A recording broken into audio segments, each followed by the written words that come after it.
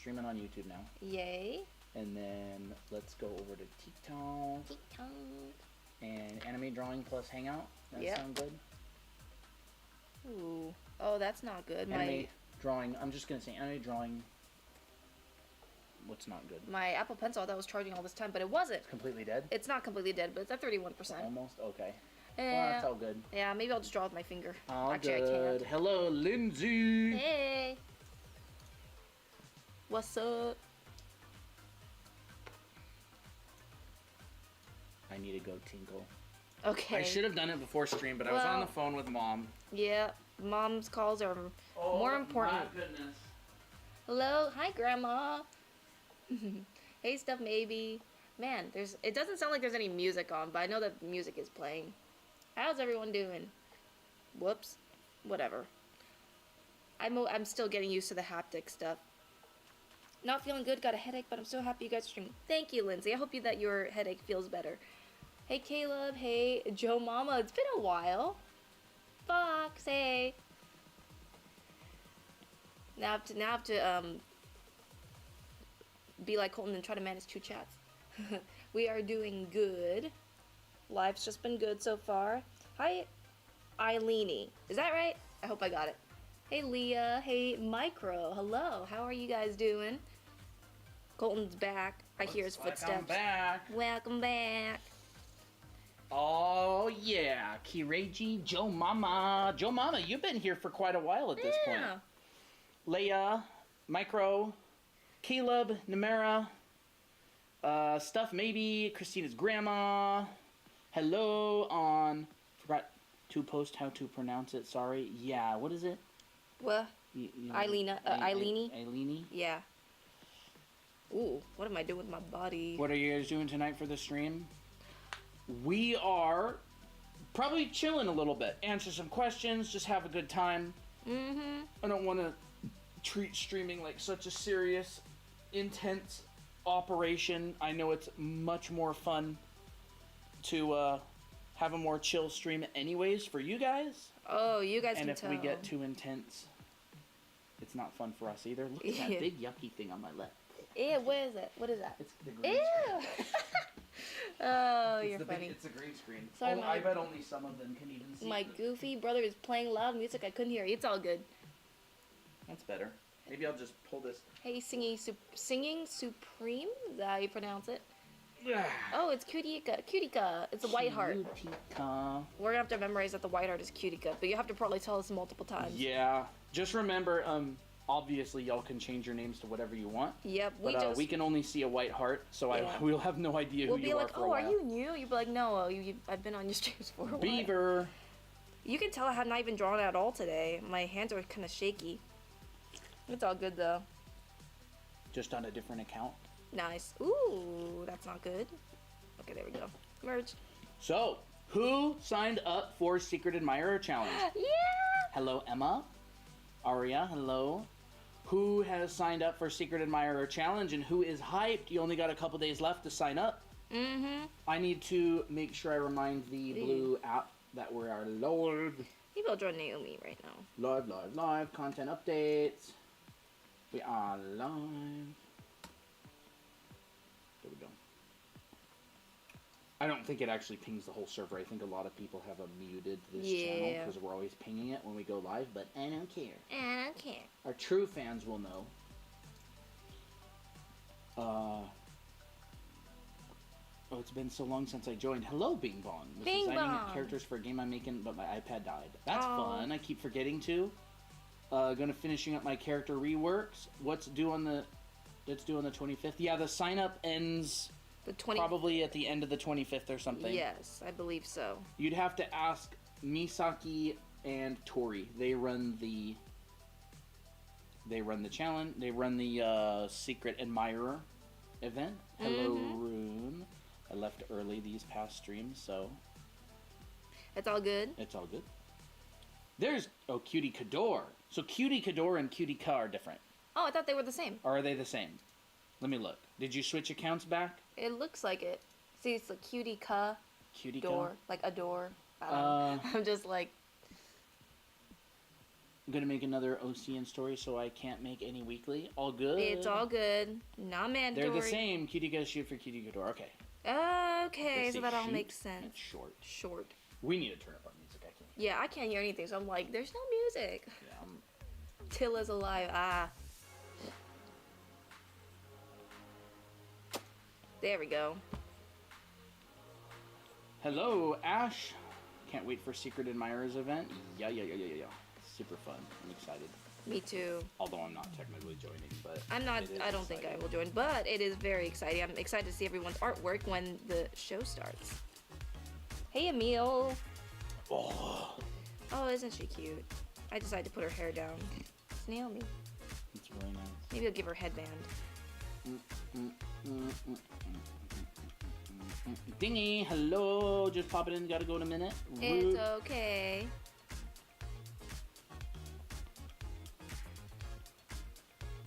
Danny draws swag. Till is alive. Yes, Till is alive. Huh? Oh no, it's just a.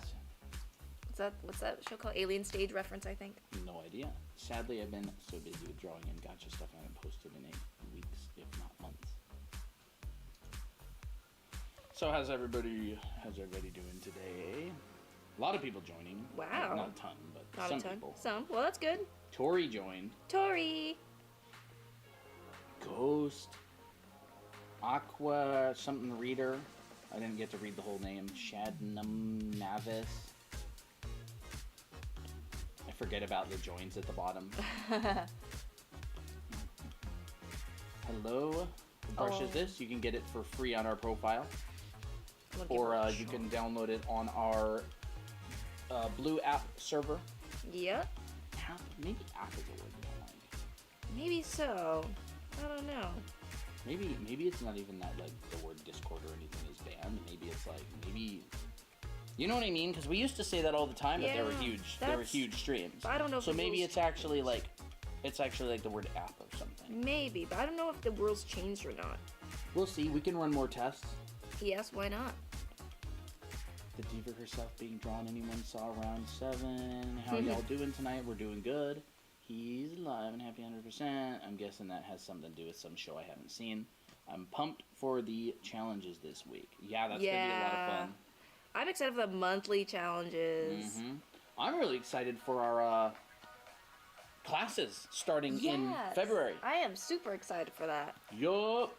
We already started the new Sign-ups. The new server. Got 5 people in there who are ready to start classes. That's going to be a lot of fun. Joe, thank you for the follow. You got to dip out. Have a good one.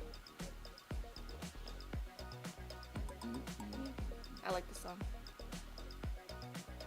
My Apple Pencil's at 20%. Now I have to Christina didn't charge the pencil. So I know. This is so stupid. just do it until it's broken. Okay, fine. Just do it until it's dead. Do it until it's dead. Sure. Hopefully you guys won't mind just us chatting and stuff when that happens. The internet's so terrible. I'll be back in a little bit. Oh, it's okay. So how's everybody? Watan, Sapphire, Mira. Hello, Mira. Odie.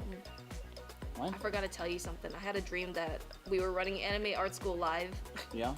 In real life. So I was just like, in front of actual people. In front of actual people. Fun. Yep. I bet if Dahlia were here, she'd be like, "Oh, I so hope that happens." I know. Oh, you do a really good impression of her. I'm pretty good at a Dahlia impression. Yes, I think so. Although I think we're like the only people here who've actually hung out with her in real life. Yeah, that's fair enough. Yeah. I'm good. I'm working on my fan game. Whoa, fan game. That's fun. Fan game. That's fun. Yeah. Hey, Bruna.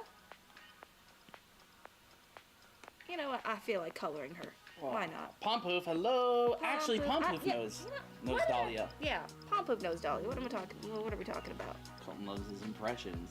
I don't love them. Christina loves them. I love them. I love your. I'm not that good at impressions. I'd say he's very good at it. I do the monthly manga, but I'm not good at the canvas for the manga. Canvas? You mean like the framing? I wish I knew Dahlia in person. She seems so sweet. She's very sweet. She is very sweet. We hung out with Pompoof and Dahlia at the mall last year. It was really fun. It was fun. God, that was last year? Yeah. That was crazy. I mean, it's only been like 20 days. That's so true. It's like, oh, last year. It already feels like the middle of... I should not say that because that's going to actually happen. It's really past the middle of January, bro. Wow. That's crazy. Hey, Andern. Hey, Andern Dingus. Bro. You know, I want to make another friend group for Naomi sometime. We don't have... I want to make more dark-skinned characters. They're fun to make, honestly. Ow. June, hello. June? June. Oh, June. Oh, that's fun. I would love to meet Dolly in person. Yeah. She's sweet but really shy. Aw. Are you gonna make requested tutorials later? Yeah. Yeah. Do you shade above or below the sketch? I shade... It really depends. Right now, this sketch is below it. Yeah, this one is below, but both. Yeah, yeah. Sometimes I'll be like, I feel like shading right on top of the sketch and just redrawing the whole thing later. One layer. Yeah. But that's only if I feel like painting. And later on, I'll probably merge it if I feel like it. So has everybody started school again already? Boring? Is it fun? Does anybody have any fun classes this year?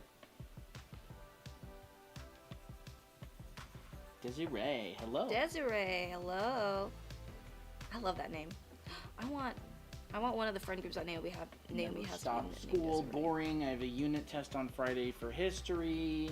Yeah, the old boring school. I'm homeschooled. I'm finally out of school. My school did archery for me today. That's fun. Wow. I have illustration. I'm excited. That's fun. Yeah.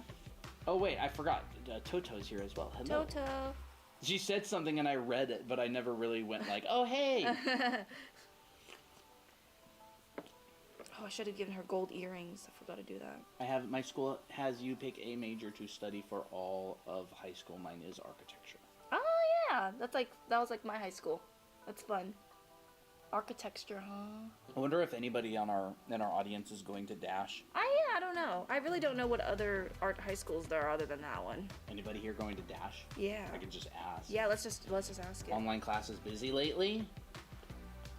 Starting a new school tomorrow? That's fun. Whoa, a new school. How exciting. I always forget to color ears and bellies. Very cute art. Thank you. Sometimes I'll be like, oh, it's not done yet. But then I'm like, it's pretty far along. Alright, I think I'm ready to merge. Oh, didn't one of your old classmates show up and say hi? Yeah, Shailene. Yep. Bye-bye. I wonder if she'll be here later today. Who knows? Maybe so. Maybe so. Forgot about this 2mm lead sharpener. There's a really popular art high school near me, but I never ended up auditioning for it. Oh. What do you think? Hey guys, I'm new to the stream. What? Hey. Artemis says, what do you think about it if I should take an art class in high school? If that's what you want to do. If that's what you want to do and you like drawing and you want an environment to draw in, take an art class. I'd like it. Hey, Evan, how's it going? Yeah. Welcome. We're just hanging out. When are we starting tutorial? Whenever we can do it now. Sure. Yeah, so feel free to ask any questions. I'll take some requests now. I'll put her on the other side. I'll probably finish her later. Oh. Okay, art tutorials. Unfortunately, my high school only does like stupid carpentry. Carpentry is great. Honestly, I really It's useful. I took woodshop classes in college, and it's a really good skill to have. Black hairstyles. There's Dahlia. Hey. So black hairstyles, you mean like people for like darker skin tone? Is that what you mean? Like curly hair? Like curly hair? Curly hairstyles, maybe? Or you mean just like Yes. people? Okay, gotcha. Yeah, sure, I can do that. Like POC. We'll do that. Every day is art school when you do online. Oh. If you draw. Yep. Hands. Yeah, we can do some hands. Bodies from the back. We never really do that. Yeah, bodies from the back. I like that idea. Half shaved hair, maybe? Half shaved hair? Sure. Half shaved hair. I've been drawing for a month. I've been trying to get better at heads recently, and I usually have trouble positioning the head and neck. Head and neck? Head and neck position? Yeah, sure. All right. Dramatic lighting. Dramatic lighting.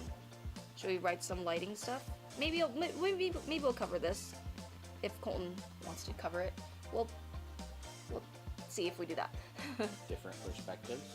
Different perspectives. Did Christina show you my before and after anime art school drawing today? I actually did see it. I was on the Discord for a little bit. I don't honestly think that's a bad word to say. We need to test it again. Yeah, I really actually she showed me the Odelia. Yeah, it was really good progress. It was really pretty. I did see it.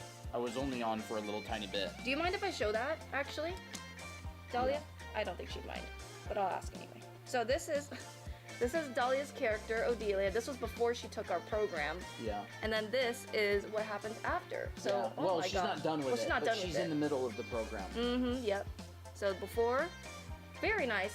Yeah. But this is like, really juicy. She's been working really hard. Yeah, she has been. Really, really hard. So backgrounds, maybe we'll do that. All right, maybe we'll start. So, what part are you in the program, Dahlia? Are you on Heads, Faces, Expression still? Uh-oh. Pretty far in. Now my pen is not doing stuff. Anyways, maybe we'll do curly hair first. Yeah, to draw Delia someday. That's cute. Like you're drawing Lily Titus High. Hi. So, there's a few styles. I feel like more so with curly hair, all you have to do is just think about 3C and 4C hair and braids. Why is this not working? What? There we go. Okay, I was on a wrong layer. All right. So let me just duplicate these a few times, and we'll do different hairstyles. Maybe we'll do 3 for now. Simple ones. Quick. Simple ones, yes, simple ones. I feel like quick tutorials. Maybe we could try that more. Sure, let's do that. Rather than spending like 45 minutes on one subject, it would be like more subjects but less depth. Mm-hmm. And then the most popular subjects, maybe we can make like YT videos on them. I think that's a good idea. More depth. So we'll do 3C, afros, and some locks, because that's more like people color type hair. So 3C hair, if you want to do that, I would say first start off with the silhouette of the kind of desired shape you want your 3C hair to be in. So this is my desired shape. I can always change it, but for now this is like a really rough sketch. And then I like to just figure out my my outside. It just did stylized faces and I'm on arms in the anatomy class. Oh yeah, I remember your stylized face homework. That was good. I like those. That's a really good exercise. Honestly, you can keep doing that. Yeah. Like a lot, and it will help a lot. So all the lines that I'm doing is kind of random. Like I'm not trying to be like, oh, it's like this and really slow lines. I'm kind of doing it quickly and I'm kind of doing it randomly. Mainly because hair like this is very chaotic. So be chaotic with the lines. It's fine. Gee, how about your book? Awesome. Yay! Which one? Book volume 1 or book volume 2? Now the important thing about these types of hair is keep the silhouette very iconic, meaning keep it like Volume 1. Awesome. Ooh, nice. I really like volume 1. So it's awesome that you got it. Yeah. 3C hair works really well with the silhouette. You can immediately tell that without any other details, this looks curly. Yeah. So that's the great thing about it. And then you can just add some around the bangs if you want that vibe. My friend Beaver has been teaching me a bit based on your tutorials. Aw, that's so sweet. That's awesome. Got a little teacher on our hands. Then hello, Audrey. What are your favorite parts of the book? What are the parts that you like the most? And you've been learning from the most? It's good to get it's good to hear because it helps us with future content. Yes, for sure. So this is once I get my outside and a little bit of my inside, then I start sectioning things out. So I will section this part out, and so that's one section. I'll section this part out. That's another section. The hair practice. Yep. That's good. Oh, awesome. Okay. And the anatomy. And then all you have to do is just shade this later on. But that's like how I would go about drawing it. If you want to just continue the drawing process, you can add some hatching just to emphasize the curls inside. You add some C-curves like this or like hatching, and it feels really organic and really implies the detail without having to draw every single strand. So that's 3C curly hair. You can always shade it if you want later. This is the first live I saw, and you to already help me with drawing happy. Awesome. Aw, thank you. Well, hopefully it is not your last life. Yeah. Any tips for motivation in drawing or exercises to keep drawing for longer periods of time? Guess that really just depends. Motivation for me comes from really wanting to illustrate and draw out my own characters and stories that I'm passionate about. I recommend spending, like, you can break drawing into like 2 different modes. There's like volume mode where you're just doing a bunch of drawings that don't take as long, and then there's like a quality mode where you really spend a long time working on a single artwork, and you really plan how you approach. You find reference, and you really work on an illustration for a long time. I like drawing for long periods of time and short periods of time. Kind of changing it up. Mm-hmm. That helps me a lot. So with afro hair, you can tell that I literally just did the same thing as I did with the 3Z hair, but this time I kept it more of like a rounder, organic shape. Make it whatever shape you want. Hair grows in different directions. It's more of your choice. And you can also change the shape as well. But once again, the outside is extremely important. It kind of looks like a little bush, and you can make the bumps like a lot closer together, and also pretty random. You can make some larger size, smaller size. Either way, keep it random. Hey, Noel. Hey, Noel. Noel. Can you describe the contents of both volumes? I don't know which one would be better for me to get. So volume 1 is on the basics of drawing a lot of things like heads, hair, faces, the general proportions. You've got your anatomy, figure drawing, you've got clothing drawing, and then it kind of takes you through a step-by-step of like if you want to do a sketch, a line work, and then color, and that sort of thing. Yep. Volume 2 is all about character design. So how to design your own characters, using shape language, making characters that have different facial expressions. There's a huge section on facial expressions, on using references to design characters, making characters that feel different. What's the name of the books? There are books, Anime Academy How to Draw Manga, and Anime Academy How to Draw Characters. So this is volume 1 on the basics of drawing Anime. Anime. You get a bunch of like anatomy stuff, figure drawing, and all that kind of stuff. Yeah, it's cute, isn't it? Heads, hair, faces, hairstyles, all that kind of stuff. Braids, stuff like that. Yeah, breaking down hair, how to shade it, yada yada. Different face shapes. And then volume 2 is on actual character design. So aging people, body types, breaking down costume references, historical references. Stuff. It's like if you want to make characters that look different from each other, volume 2. If you want to learn the very basics of heads, faces, hair, clothing, volume 1. Poses as well towards the end. Poses within shape. Both of these books are very in-depth. And they play off of each other. Yeah, so they like complement they share each other. Yeah. OMG, that book is a blessing on God. Oh, thank you. How much are they? I think Amazon has them for $26.95. Miki and Miko, yes! Yes. Your book really helped me out. Awesome. I'm so glad. F it on my book. Thank you.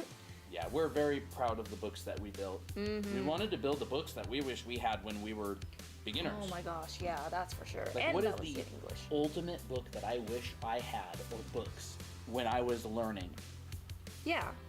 What was that isn't just like a clone of everything else. Well, like, I always grew up having Asian anime books, meaning, like, I would get them from China because I would visit China. And then all of them were in Chinese, and I just couldn't understand anything. And they had really nice-looking tips. I just didn't understand it. Link for the books in bio, yes. They should be in there. Let me look. So I'll just really say one more tip about afros is you can see that the outside silhouette is really... Volume 1 and Volume 2, they're in there. Volume 1, Volume 2, yep. Outside silhouette's really important for the afro. I shaded it, and now I'm just adding in hatching lines to show the form of this afro, or of these sections of hair. And this gives extra detail and texture. And I like to keep most of this simple, and then areas in shadow a lot denser. So that's how I like to break it down sometimes. That's one way that you could do it. I did a fan art of Mika and Miko hugging. That's fun. Aw, post it. We'll have to see it on server post fan it. art. We want to see that in our Discord server. Yeah. Doing fan art of Miki right now. Awesome, Aw, Lindsay. yay. Any tips on rendering those tighter curls?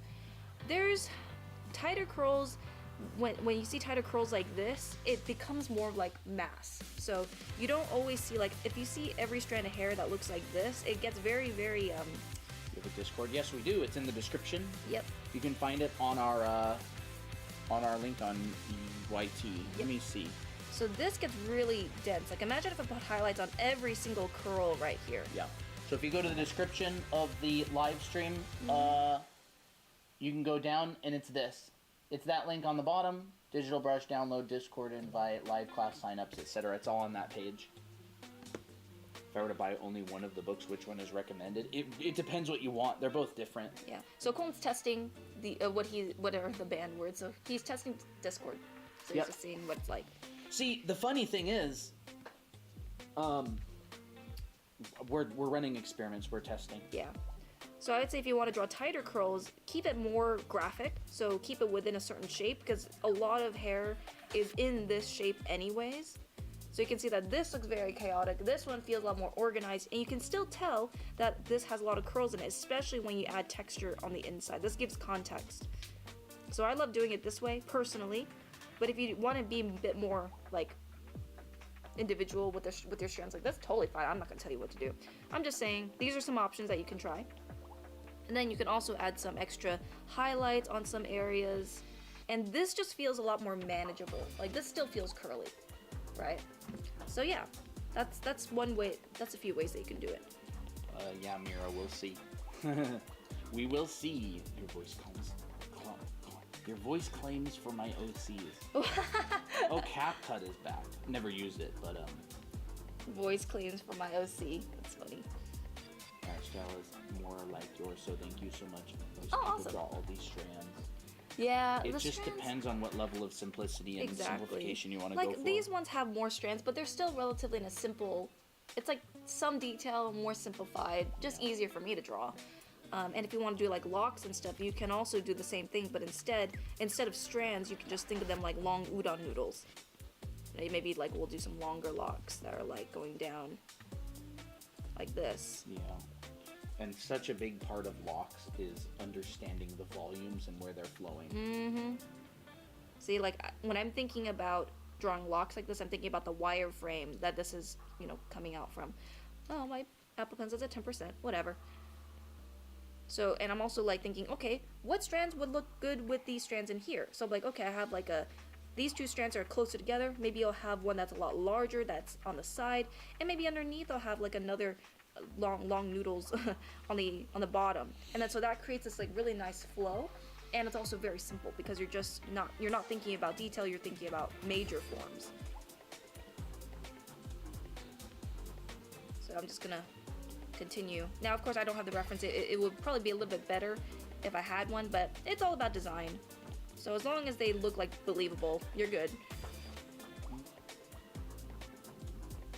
I mean, some people have ponytails that are just a bunch of locks, and they just have them sprouting out like this. But they all have that udon shape, and they're all coming from one particular area. Some are longer strand and thinner strands. It really depends on what you want to do. That's actually kind of cute, actually. Hello, Tombin. Hey, Tombin! Hey, it's been a while. It's been a while. How are you doing? How would you draw wicks? Wicks? What are wicks? Let me look it up.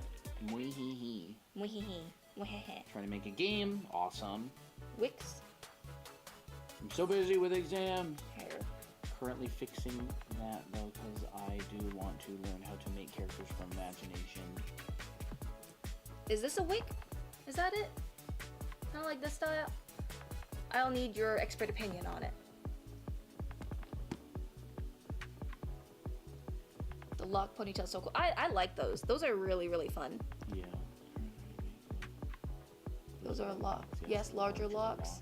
So that probably means that is a wick. I mean, I just see wicks, so these look a lot more like twists, but like a little bit more mangly. So you can start off with tubes, and then you can add some twists inside the tubes. So you'll see this like kind of marshmallow twist looking shape, or like toothpaste looking shapes, but you can make them different size depending on how loose it is or uneven it is. So you way can draw larger. way Like, larger. Then just up the size. Yeah, up the size. Yeah. See, these are very tiny, thin Oh.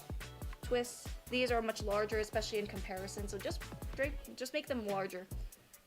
They're all cylinders. So yeah, there's some curly hair for people of color. Yeah.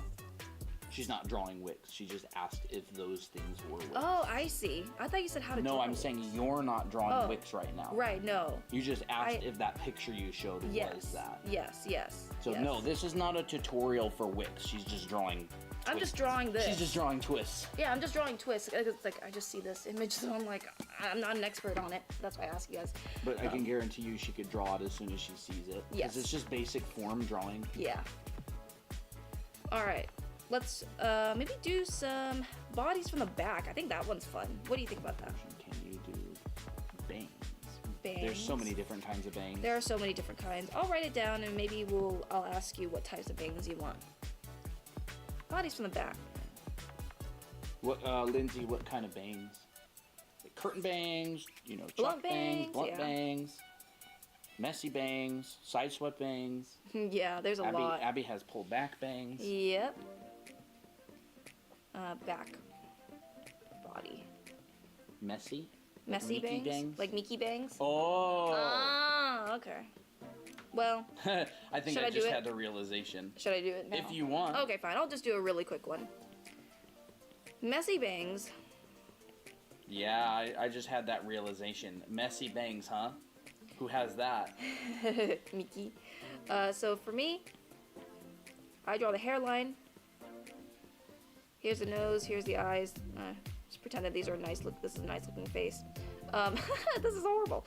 Anyways, when you draw messy bangs, I personally like to start with the center strand, the center clump, because this already gives me an idea of how I want to frame the face later on. And so you can tell, like, you can say like my bangs are kind of messy, they're kind of uneven. So really try to make it like not all the same size. So maybe one is curling towards the sides, and maybe they're a little bit larger next to some smaller strands. So this is like the main clumps that you're gonna look at. Let's have Miki on the Yeah, it's been a while since I've seen a Miki on white there. tee. Maybe we'll do Miko next time. Sure. So 1, 2, 3 clumps. You can continue adding more, but you'll see that all of these are originating from this same point. And then this goes over and wraps around the face. That's personally how I like to draw it, because it's just has nice sectioning. You can, if you want to make it messier, you can definitely add some strands on top by erasing out some lines and being like, okay, I want to add a strand right on top, and maybe one up here. So think in sections, think big, medium, and then small. So what are my main clumps, what are my smaller clumps, and then what are my really tiny clumps that I want to add more texture to the hairstyle. And then you can shade it. But that's how I would approach messy bangs. You can see that the way how it looks messy are the overlaps, is the little bottom strands here that are unevenly textured. So that's what I would look out for. Tira. Have a good one, Ethan. Oh, Tira, hey. Bye, Ethan. Hey, oh my god, this is changing my life right now. Aw, thank you. Is side profiles on our list? Side profile's not on our list, but I can add it. More realistic side profile. Okay, side profile. It's probably not going to get answered for a while, but it will get answered later. Yeah, if you stay here for longer. Oh, chat. I picked up something real cool the other day. I just realized. What? Big box. Oh. Y'all, I'm so excited. I'll grab it. I got myself something nice from Christmas money that I got from relatives. Mm-hmm. Meanwhile, I'll talk about the back. Oh, here it is. Look at this. I'll talk about it over here. Oh my goodness. Look at this. Can they read that? Bruh. Akira. And it opens up like this. Oh. Wow, all 6 Volumes 1 through 6 with an art book of all of Akira. And I am so hyped. Yes. That's gonna be real fun to read at night. Oh my You probably won't goodness. be able to sleep. I'm not gonna be able to sleep at all. Akira. Bruh. It's drawn so well. This is famous. Sorry, chat. I'm not gonna be paying attention to you for the next couple weeks. Oh, brother. Oh, I'm so excited. Yes, the art is so good. How do you do semi-spiky hair? I can do that. I can add that to the list. Semi-spiky. We'll maybe hair. look at some of the art later when the stream chills. Yeah. Fresh new books, yes.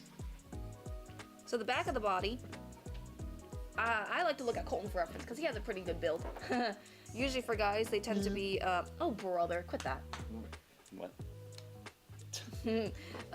He tends to be a lot more triangular, and guys typically tend to be broader around the shoulders, and then they thin out towards the waist. Gorgeous Akira and Berserk are such peak manga. Oh, I heard. Ooh, we also had the what's that called? Ghost in the Shell. Yes, and I also got Tomie by Junji Ito. Yeah, we got Junji Ito. I'm excited to see that one. I'm super hyped. Oh crap, my Apple Pencil's gonna die soon, and it's like at 5%. 5%, guys. I'm sorry. Why don't we let it charge a little bit and we can look at some art? Alright, fine. Sorry, Sorry. The Apple Pencil never got charged on accident. Time out on the tutorials for a little bit. I gotta. So, That was my fault. For some reason, I thought that my thing was charging, but it wasn't. So we'll just chat a little bit if you guys. We'll chat and we'll look at some art. Yeah. Fade anime Sailor Moon childhood show. Nice. Wow, look at that. Ghost in the Shell. Don't worry, we will resume tutorials once my I need to make thing sure I is don't open it charged. to naked people. Ooh. Ooh, look at that. That's so good. You know, we could even study these. The art is so good. Go where they put their hatch marks, put their panels. Ooh, Miko. I don't- Yeah. This is so wow, exciting. look at the colors. I love this. I'm so excited. Oh, look, there's a Miki in there. Miki Where? and Miko. Yeah, it kind of is like Miki and Miko. We always find Miki and Miko like doppelgangers in shows. Yeah. How do you draw heads? I will be drawing more tutorials, but right now We have to let the Apple Pencil charge. Yeah. So take a look at Naomi for a little bit. We would use one of our other Apple Pencils, but it's not compatible with this iPad. Nope, it ain't. Let's see. Sailor Moon, sure. Maybe I'll just start reading. I'm kidding. We also got the first volume of Black Sad. Yes, I love Black Sad. It's on that shelf in It there. is? Where? Second shelf to the I bottom want on to the very left. Second shelf to the bottom on the very left. Yeah.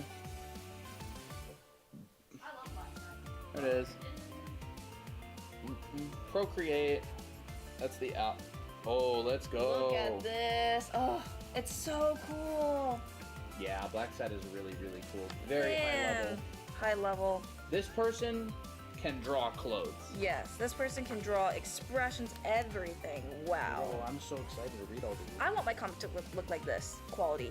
Oop. Yeah. Sorry, I didn't know. That's why I always look. Yep. Wow, look at they do crowds so well. Look at all that. Very nice work. Yeah. Dark Zootopia. Yeah. It is. That's It's true. it's a dark crime like noir Zootopia. Yeah. Oh my goodness. All right, 27%. Okay, we can continue a little bit. Reminds me of Ghibli studio art. I have the book for Spirited Away somewhere, but I don't think it's here. Actually, it probably is. Somewhere. So when I draw the spine for the back of the body, I like to curve it into like an S shape like this. Your neck, your cervical spine is about 1 hand length. Your thoracic spine is about 2 hand lengths, so you can divide that same length approximately. Kiki's Delivery Service is one of my all-time favorites Yeah. from Ghibli. And then you got your lumbar. Howl's Moving Castle is good. I think Castle in the Sky is one of my tops as well. I want to see all the Ghibli movies. Christina has not seen a single Ghibli movie. No, I We know. have all of them too. We I've just only haven't seen watched like them. parts of a movie, but that's not even a movie, so that doesn't count. I've seen the Castle in the Sky bit of like Laputa or something like that. I only saw the beginning part though. Here's your scapula. Yeah, we have all the Ghibli movies on CDs. We draw so much, and we're so busy with Anime Academy that we never watched them. Yeah. Wait a second. We need to add Misaki to the list. To the watercolor list. Oh yeah. Misaki, where's our list? We'll make it. I don't know where our list is. I know. Let's just have a new list. Okay. I have a list on here. What's that on? Here. former people. Misaki. Misaki. Awesome. Yeah.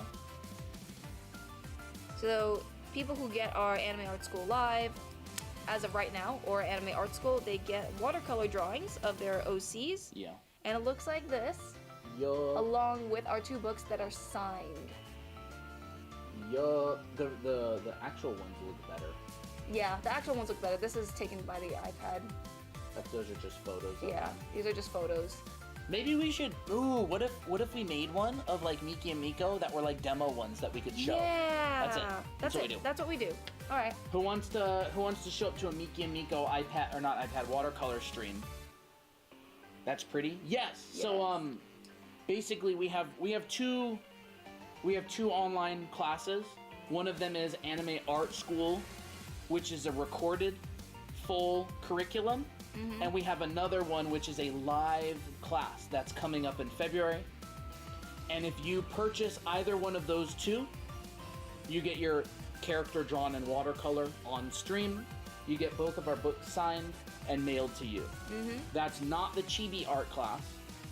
That's the Anime Art School Complete Edition or the Anime Drawing Foundation's live classes. Yep. If you get both, you get 2 watercolors Yes. and 2 sets of books. Mm-hmm.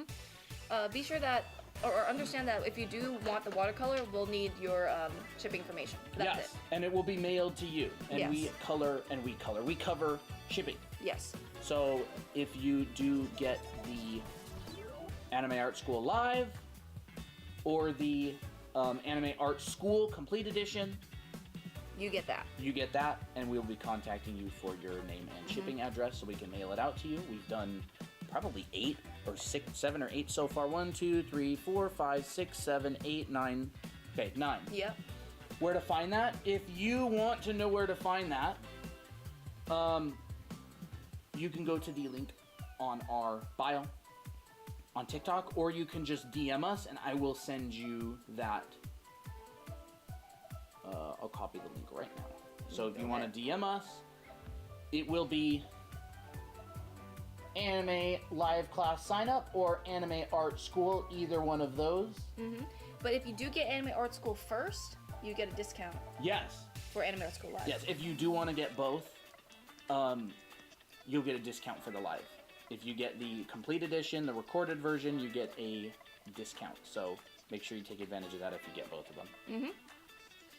Requests. And by the way, the offer for the watercolor is if you're on stream. Yep. We, if you never heard of it, we won't chase you down. You gotta be on stream for that. And let us know if you do Yeah, get so it. just let us know if you want your, and then we'll you can post your character and all that. Awesome. So your character, and you'll do watercolor and everything. So. Mm-hmm. So That's it. I'm gonna cover a little bit on the I back. love this live. I'm Brazilian. Hello, Naz. I don't know how to say her name. I'm so What is sorry. Matzkk. Whoa, that's cool. I'm in America right now. Yeah. Woo! What's the stupid thing?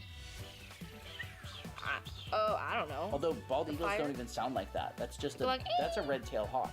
Yeah. Bald eagles are like. They sound kind of weird. I don't know. So I'm gonna cover a little bit on back muscles really quick. Here's your trapezius. It looks like a dagger shape. And we cover this. I'm gonna be covering this in our Anime Art School Live, and we cover this much more in depth in our Anime Art School. So if you want to know all this stuff, you can check that out. By the way, if you do purchase either of those classes, tell us. Tell us. Tell us and we'll add you to the list, and then we'll do your watercolor character on another stream. Yep. And we'll sign your books, and we'll pack it up and mail it to you. Yes. Here's your lats. I'm in America. What was the Japanese? There was like an anime, and they were portraying an American, and the American was like, every country, like, this is America. And they're like, no, this is Japan. And they're just like, every country in the world belongs to America. It was really funny. Ramen, hello. Ramen or Ryman? I think that's an L.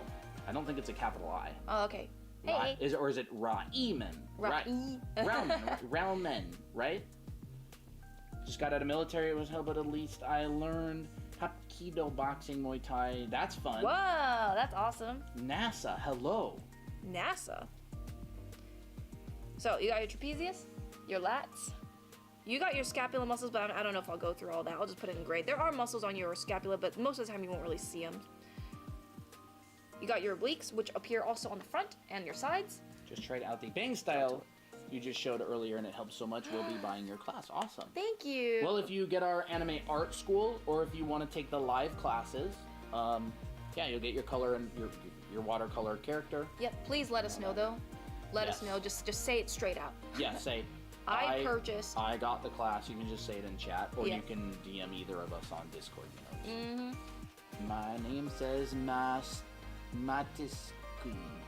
Matisse.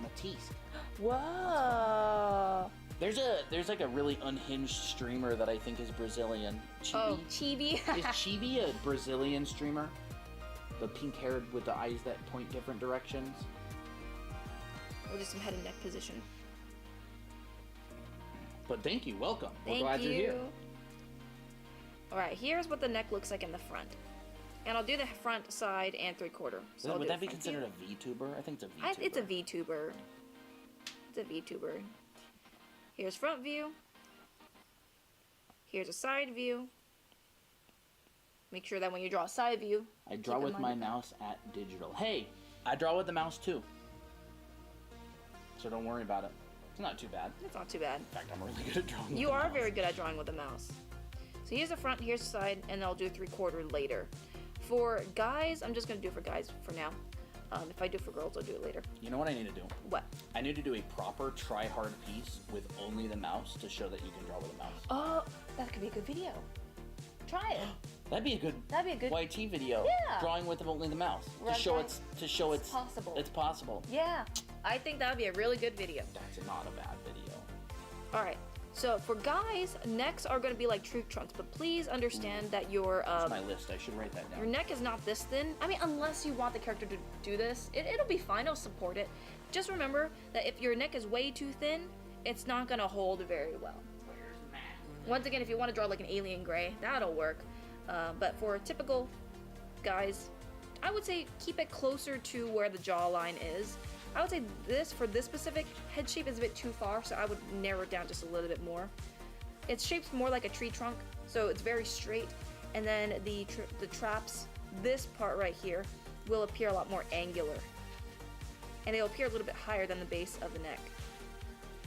So that's what it looks like. And then for the side view, now this looks like it's coming like straight down, but it's not. It's actually at an angle. You'll have the bottom of the chin right here, and then this is where the neck comes out. You have the back of the neck, or the back of the head, goes down, and it angles like that. That's generally where the neck placement is. Yo. So keep that in mind. You know, if you want to raise his head a little bit higher, you can, but that's more like an intentional thing. But naturally, necks are at an angle. What do you think about Baki's body type? If it works, it works. Baki? Baki. It works? Yeah, it works. I mean, it's a style. Isn't that like super muscular buff? It's like almost like Dragon Ball Z type. Yeah. Yeah. Like, you can do whatever you want. If it works, Yeah. it works. It just depends on like what type of art you're going for. Yeah. Baki. Okay, what was I saying? Here's a 3/4. Drawing with. So rather than drawing neck like this is going straight down at an angle. Here's the back of the head, goes down to the back of the neck. The cylinder of the neck is kind of slanted. See, it's slanted over here. It's also slanted on this side. Like that. Notice that I did not place the other side of the neck right here over here, or else that would be very thick. Now this neck thickness would work for this head style, or head shape. It's like chains. Yeah, in fact, a really good breakdown of that chain analogy is in Anatomy for Sculptors. Yes. They've got really good body breakdowns and stuff. Maybe I'll charge my thing while I wait. Bruh, I have no idea where this is. Anatomy for Sculptors, by the way, is a really, really good book. It's completely full of naked people, though, so just be aware. We can't show that. Yeah, we can't show very much of the book, but what the heck? Oh, bye, Mira. There's so many good breakdowns. It's for sculptors. It shows it talks a lot about the three-dimensional forms of the body, but since what we do as artists is form drawing, it's really good. It's applicable. There it is. Is that it? Pronation, supination. I don't know where that chain thing is. All right. Let's continue. See, like, this is really good. You want to show that? This tricep breakdown. Like a tricep breakdown here. Where's the tricep? Very, This very one? nice. Oh, Tricep and bicep breakdown of There's the bicep, arm, tricep. upper and lower arm. Oh, it's like a pulley system. Like a pulley system, yeah. Yeah, like if the It's a bicep is very good flexed, book. if the bicep is flexed, it'll get rounder, and the tricep will get Look longer. how good these. That's very interesting. Look how good these Oh. breakdowns are. That's awesome. I should be going through this book, to be honest. Oh, bye, Relman. Does your first book contain stuff like this or better Here it is. detail? I would say it covers most of the stuff. It's definitely not as in-depth as this, obviously, but it has Yeah. a lot of good basic stuff. Oh, This there is a it pretty good breakdown, like that chain type. Yeah. Thing, right? Deltoid, bicep. Semi-pronated arm. See, Yeah. this only works if your arm is halfway pronated. Yeah, it doesn't work all the It's time. just a simplification of a specific, like, angle. Yeah. Not gonna lie, getting into the gym helped me so much with anatomy. You're not Yeah. wrong about that. I'll be like, oh, I know where my quads are. I can feel it. But yes, you did say that, Ramen. Yeah, you just reminded me of it as all. Yeah. Hey, Surge Art. All right, let's see. Let's do some half-shaved hair. Half-shaven hair. And maybe we'll also cover semi-spiky hair Man, this because book they're is on the good. same thing. It'd be completely useless to beginners for the most part. Yeah, well, you gotta know how to Beginners draw. need a figure drawing book. They do. Yeah, this book, Anatomy for Sculptors, would be pretty useless for most beginners because what beginners need is a figure drawing class. Yep. And then you kind of start going into those. So, We got what is 45 entries now. That's great. this? Awesome! I did want to remind everybody, in the Discord server, there is a Valentine's Day event going on. There are 45 entries so far. So you can go to the announcements channel and check that out. And it'll be run similar to a Secret Santa, so you're going to be doing art for somebody, and they're not going to know you're doing art for them. And then someone's gonna do art for you, but you're not gonna know who they are. Yep. So, And then we're gonna have a big stream, and it's gonna be really fun. Hi, and Cyberpunk. show all of the art, and it's gonna be a big event. It might even be a 12-hour stream. I don't know. who knows? Maybe. My birthday's on Valentine's Day. That's Nice. fun. So, half-shaved hair.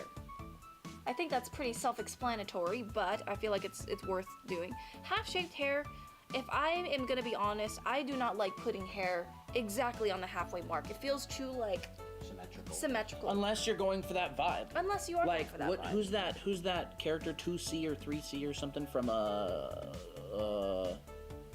the heck is that? Green hair girl from Code Geass. Oh, I don't know who that is. C 2C. What's her name? C2? No, C2. She has long hair. Doesn't she have a middle strand like this? Yeah, she does have a middle strand. So like that would be like a symmetrical strand. Yeah, that's true. But the rest of her hair also looks really pretty. Yeah. along So with unless it. you're going for that particular vibe. Ooh, or what's the guy's name from Guardians of the Galaxy with the whistle thing? With the whistle? Doesn't he have a center head thing? I don't remember. Who's that guy's name? Blue guy. Whistles. Yondu. Yes. Oh, Yondu. So you yeah. can totally put something in the center, but it has to work with the design. It's like an artistic. It's an artistic decision. liberty. So No, when not Drax, Yondu. So when I think of half-shaved hair, I think maybe one side has a lot more hair than the other. So like it's kind of half, because it's like one part is more dominant with hair and the other side is shaved. So I personally like to have more hair on one side than the other. It'll still look half-shaved though. So I like to place a lot of volume, like as if the hair was literally being flipped like this. And by the way, that could easily be dreads instead of. Oh yeah, for sure. Like you could just change it into Cylinders. cylinders, and it would be a half Yeah. locks and half. I know that a lot of people, if they're in the arcane community, they'll be like, "Is that bi?" But anyways. So yeah, half shaved, lot of volume on the top, thinner towards the bottom, especially if this is a shortcut. And then for the shaven side, if you want to keep it clean like this, totally fine, it works, and all you have to do is just shade it like this. But I think if you want a more of a messier look that still looks cut, you can add some silhouette shorter strands on the outside like this, and it'll work just fine. I've seen this quite a lot, especially when hair starts growing out. I had a classmate that had half-shaven hair like this. It was really cool.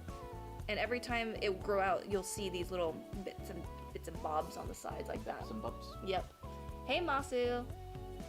I asked for a low taper 2 block, but they gave me a undercut bowl cut. Oh no. I thought you were gonna say low taper fade. Just because that's on my brain.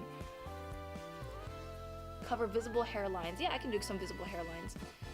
Visible hairlines, all you have to do is just draw your hairline in the shape that you want, and instead of drawing a straight line like this, which is too blunt, you can use hatch lines instead that are pretty close together. It'll still read as a hairline. It's kind of like connecting the dots, but it's like you have to draw this line here, and then you just draw the hatching along the line. It just feels a lot more organic that way. Or, if you want to be a little bit more blunt, you can definitely use zigzag lines like this. It's up to you. What drawing app would you recommend? Any works good. I would recommend something where you can get pressure sensitivity, if possible. Most apps support it. It would be more up to the device that you're using. Just joined, what did you miss? This. Just some Mostly just tutorials. that kind of Yeah, stuff. mostly just that. Semi-spiky hair. Semi-spiky hair. So here, if you want to think about comparison, I would say before you draw semi-spiky hair, draw really, really spiky hair first, just to see how far you can go. Really spiky hair is very straight lines, very constructed, it looks like this. It's very much locked into that shape. But semi-spiky hair has a lot more S-curves. It'll have a similar shape, but instead it'll be a little bit droopier. Still have those overlaps, but you'll notice that it feels looser because they have those S-curves.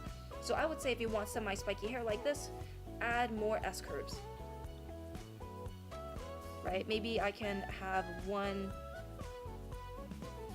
Maybe I'll do like a hairline like that, and I'll have one part that's kind of like in the front. It's maybe I'm imagining the bangs are gelled up, so it's the center part right here, and divide it into 3 groups.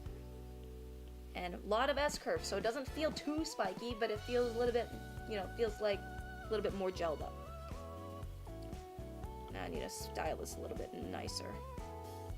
And you want to repeat this kind of shape language all throughout, and also keep in mind what hair direction this is going. Is it going all over the place, or is it slicked back in a certain direction and maybe most of the spikes are going this way? How to draw weapons. What kind of weapons? Yeah, what kind of weapons? We haven't done that in a while. A middle part, please. I'm doing GCSE and can't draw hair at all. Do you have classes, or it's mostly live? My daughter loves anime and drawing. We have both. We have live classes that are on Saturdays starting next month, and we also have a recorded program. So, yeah, you can ask more about that, and I can tell you more about it. Yep. Like scythes and axes. Scythes and axes. So, are you interested in live classes, like a live classes on Saturday at a specific time, and we meet up every week type deal, or are you more interested in like courses that they can go through at their own pace? We have both. Scythes, axes. Scythes and axes, and then scepters, bows, arrows are cool. Scepters. Maybe you can cover that. Bows. I only know how to draw guys. I'm cooked if I get a girl. And that's the fun of the challenge. Yes. That will be perfect. Either one, but mostly at your own pace. Okay, so Okay. Then what I would recommend is the Anime Art School, the complete edition. If you want to DM us, I can send you the website for that. You can take a look at it if you're interested. Surge Art says, I would like to take a class thing. Do you mean like meeting weekly, that kind? Surge, yeah, we have both. The live classes are going to be running starting February 8th and going to April 12th. It's a 10-week long class. Mm-hmm. So center part, draw your hairline, mark a little X in the middle, and then once again, I don't really know what character that you're drawing, but most center parts will have this kind of ribbon look. They'll have these courses paid, yes. Yes, these the are ones paid. we're talking about. So think of it like a blade of grass. You'll have one blade coming down to the front, and then you'll see the underside. That's what I like to think about when I think of center parts. And then I decide, do I want it to be really long or really short? You know, maybe I'll make a short one here, but then I'll maybe overlap that with a longer strand like this. And these are like curtain bangs, for example. But they're all the same type of hair. Just one is shorter than the other, and maybe we'll make it symmetrical. But this looks like a center part because it's actually, you know, parted in the center. You'll see the underside of the two strands like that, or the two clumps. What are your brushes? There's just one, and you can download it for free on our profile. Do you have hair tutorials on your YT? We have a hair shading tutorial, but I also cover some hair drawing on there, but I will make... Quit it. Couldn't connect. Uh-oh. It's probably the Wi-Fi. Sorry about that. One sec. Let's do this. Let's change it. Okay. Should work. Alright. Y'all ever hear that on other lives, by the way? We heard it on another live the other day, and we were like, haha, we deal with that too. Yeah. What was it? What was I talking about earlier? Hair tutorials on... Yes, I will make some hair drawing tutorials as well on our YT channel. Stephanie says all the time. Yep, of course, us. Alright, so yeah, that's how you do some center part hair. Yep. Any tips on how to draw the current JoJo art style part 7? And JoJo's current art style, I can't copy at all, I'm cooked. Well, JoJo art style, if I observe it carefully, let me just look at it real quick. I'll do a quick one. JoJo art. I would say it focused more on, it focused a lot more on the realistic style, I guess. JoJo, oh come on, Bizarre Adventure. I need to find a better, yeah, that looks pretty good. Like if I were to draw this right here, I would be like, okay, this looks like a pretty triangular looking head with a bunch of hatch marks. Now, of course, unfortunately, this is a blurry picture. So I would be like, okay, let's draw a longer head with a more chiseled jaw.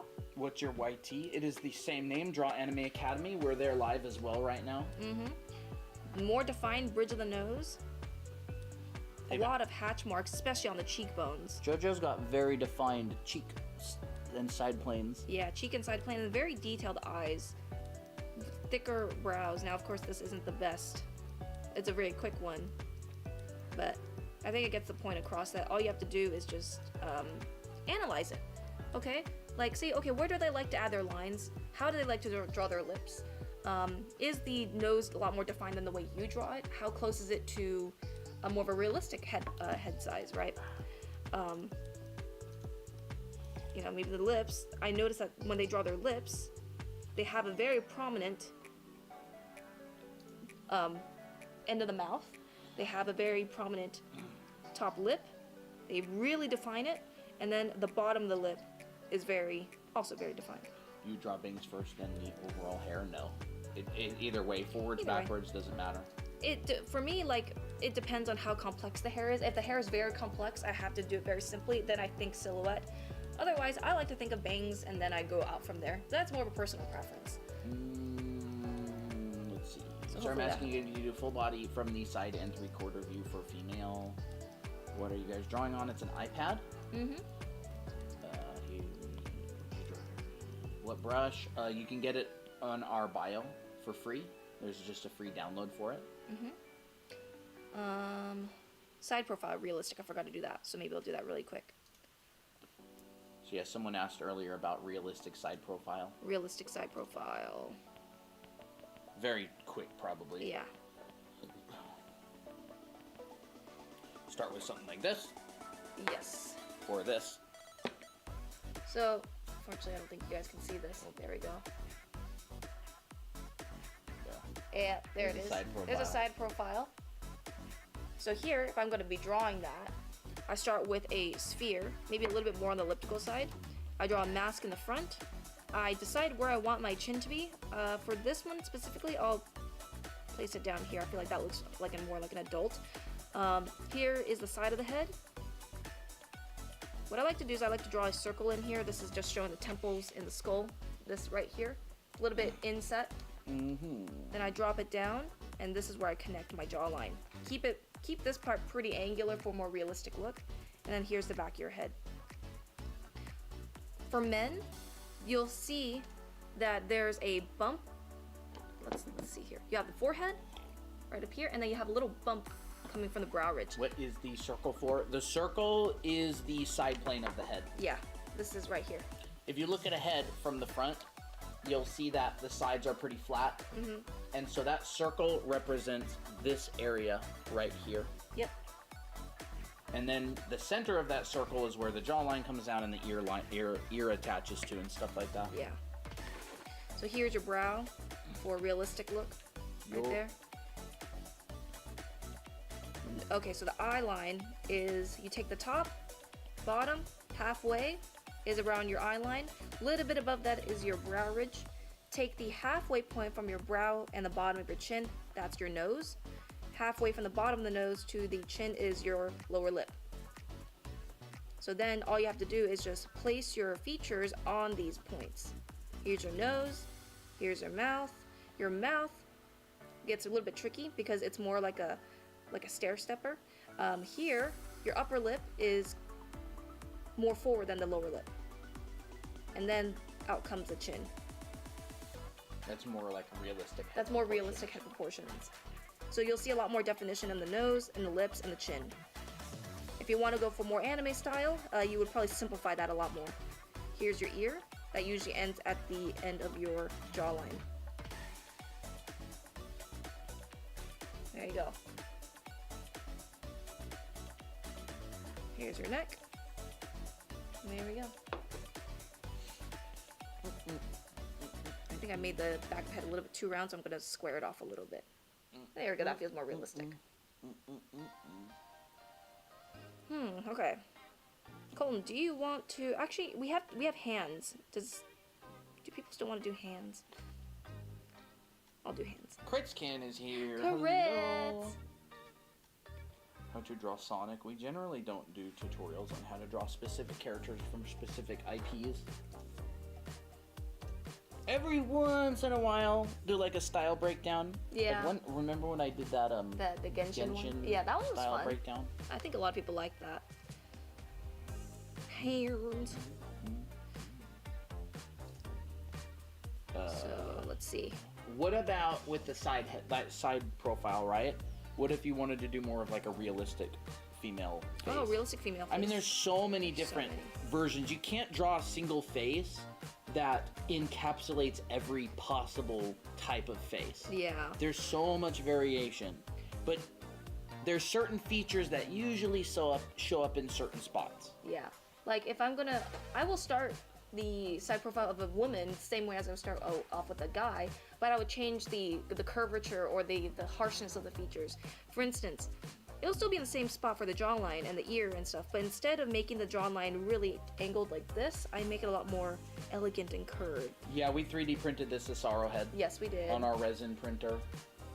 We printed a bunch of them. I never painted it light, so it's kind of hard for y'all to see. Oh, that's fun. So here, the male skull, or the male head, tends to have this little bump right here, but women don't really have it that much. So I would actually make the forehead a lot smoother. Proportions will still be relatively the same for a realistic woman. So my eye line, a little bit above that is my brow, halfway from that is my nose, halfway down here is my lips. So in this case, I would curve the bridge of the nose. So here, for guys, you'll notice that the brow ridge tends to angle in like that, but for women, typically, it's more of a fountain shape from the side view. So that gives a more of a graceful, more feminine look. And once again, if you want to draw more masculine female character, add a bit more of a chiseled look. And if you want to draw a more feminine guy, curve the features a little bit more. So it's more of like a slider of how much you want to edit it. Nose comes out. Lips will be in the same kind of, have the same shape. Upper lip will generally be further out than the lower lip. And of course, this will also depend on what lip shape you want as well. And for the chin, I would make the curve from the lip to the chin also a lot more graceful. You'll notice that for the male, I really made it angular on the chin, but for the women, I really curved it. Gives it more of a, just a gentler touch, right? Because I'm trying to really differentiate between male and female. But once again, this depends on what kind of character you want. Softer features for the women. Even the neck will be more of like a nice slope. I have a question for the Valentine's Secret Admirer. I checked the Google form. Do you have to send 3 OCs because I only have 2? Nope, you can send up to 3. Yeah. So if you look at the form, the things that are labeled optional, meaning it's not required. Yeah, you don't have to submit 3. You can submit, like I only have 2 OCs as well. Yeah. So you can submit 1, 2, or 3. Yeah. Only 1 is required. Yeah, at least 1. At least 1. All right, let's do some hands now. Oh, those are very cute. I want to see these. Show them on screen. Oh, on Yeah, screen. well, this is the kind of stuff that I do for fun in my sketchbook. I really like this one. Which one? That one? That one, yeah. Super cute. Oh, what Abby? What is Abby? Abby. I was thinking like, what if she's like, Mickey Yeah. Judge face. I think She's I like, think a lot of those were from yesterday or the day before. oh, I don't that's remember. heckin' cute. And then here's all the Ray ones that I drew a while that's back. my character. Christina's character Ray. There's more Ray. She's the one who drew the check marks by them. Yep. Notes. That's cute. This was a random page of stuff. Sometimes it's all you just have to do is just doodle a bunch of random just stuff, doodle. right? Oh, I like that one. Look at this What one? pose. I like this. Oh, this? Yeah, it's fun. Stupid thing. That's such a cute pose. I love it. Has a lot of charm. What I'll do is if I want more sketchbook pages, I'll draw a bunch of sketches with a blue light pencil, and then I'll draw just directly over top with a black marker, and I Yeah. get 2 pages in one. You know what I used to do as a kid, because I was a super perfectionist? I would take a big sketchbook, looked like this. I'll cover hands a little bit. It just reminded me. I'll have a big sketchbook like this big, and then I'll draw super tiny like that, and I'll be like, if it's not perfect, I'm literally just gonna flip the page. And so most of my sketchbook just looked like this. Xavier, is that how you pronounce it? Hair drawing we did some hair drawing tutorials earlier, so you actually you can find this. Ramir. Sorry about that. It's hard for me to read it. I did some hair tutorials earlier. This is also live on our YT channel, and you can rewind to that point. I Alright. forgot a lot of these. Handsies. So okay, here's a challenge. I'm probably gonna try to teach this a little bit differently. I want you to draw a lot of heads with different expressions. So we'll do 3. Because this will force you to draw hands and show them expressively. Let's do a little winky face. Do you guys know any sites I can use to see 3D objects from all sides so it's easier for me to practice like how you use the head but digital? There is Demonics. There is a very specific head reference on an ArtStation post. There's a male and a female one. I really like it. It's based on the Asaro head. It's not the Asaro head, it's based on it. That's really good. I think it might be a command in one of our Resources? I don't know. Head? Head, like head planes?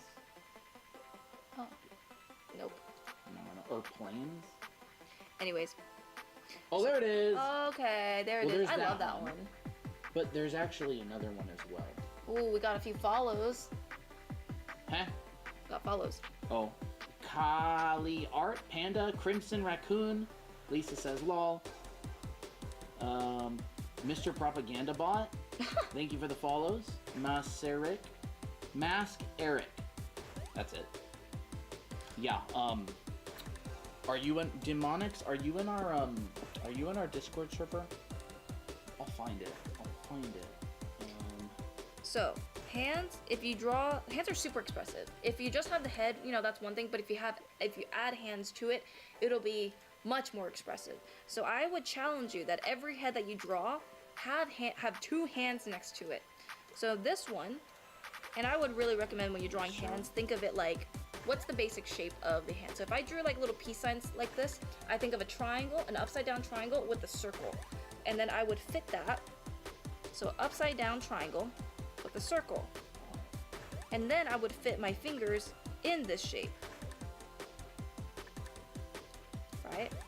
And so that feels a lot more like simple to think about. You turn a 2D shape into a 3-dimensional form.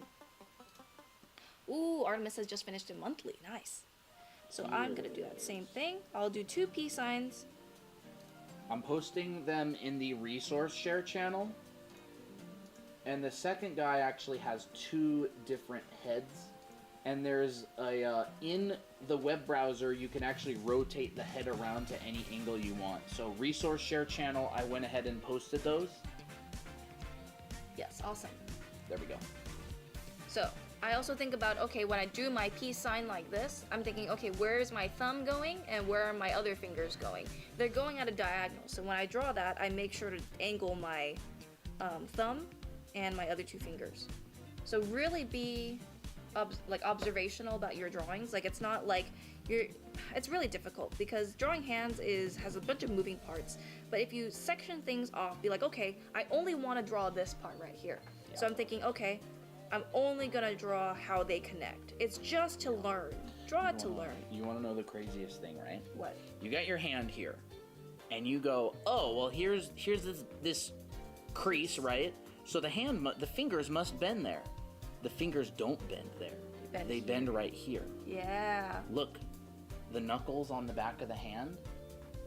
Here's the crease. Here's the actual part that bends. Right.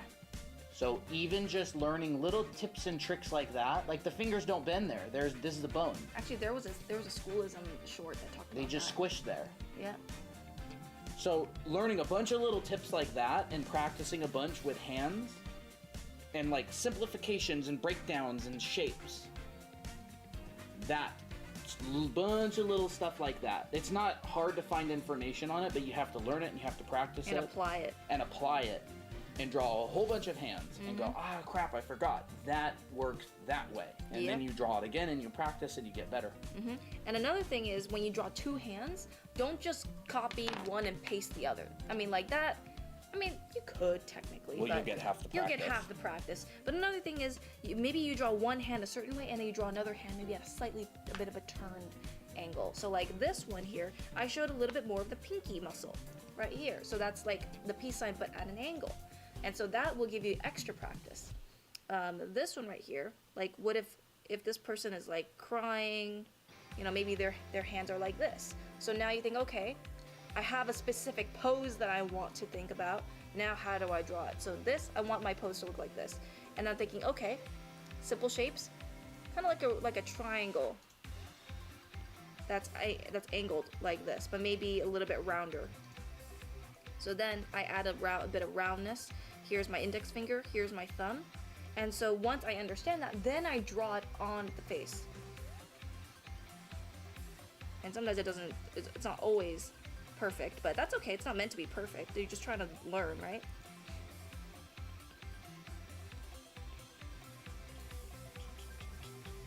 Thumb, index finger, the rest. And notice that I don't even draw all the fingers. I just group them because I'm too lazy.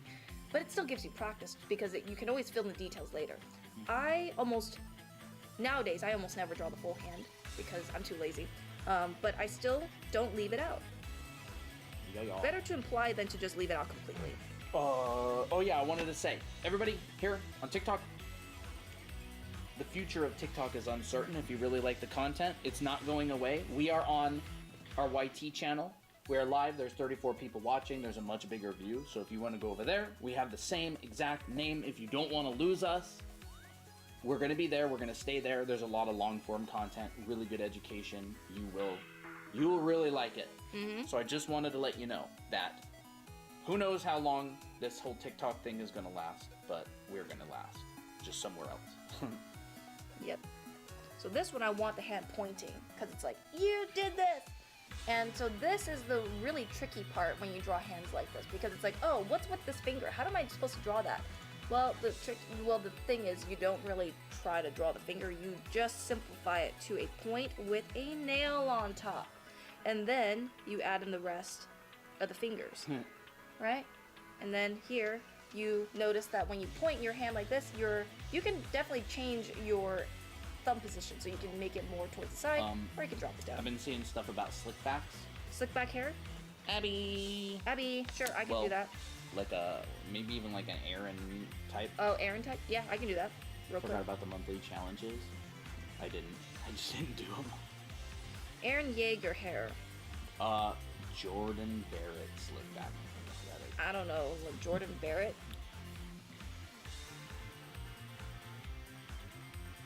Barrett. How do you spell that? Barrett. E-T. T-T or T? They only put one T, but it's probably two T's. I don't see any sort of slickback on that. I don't see it. Slickback?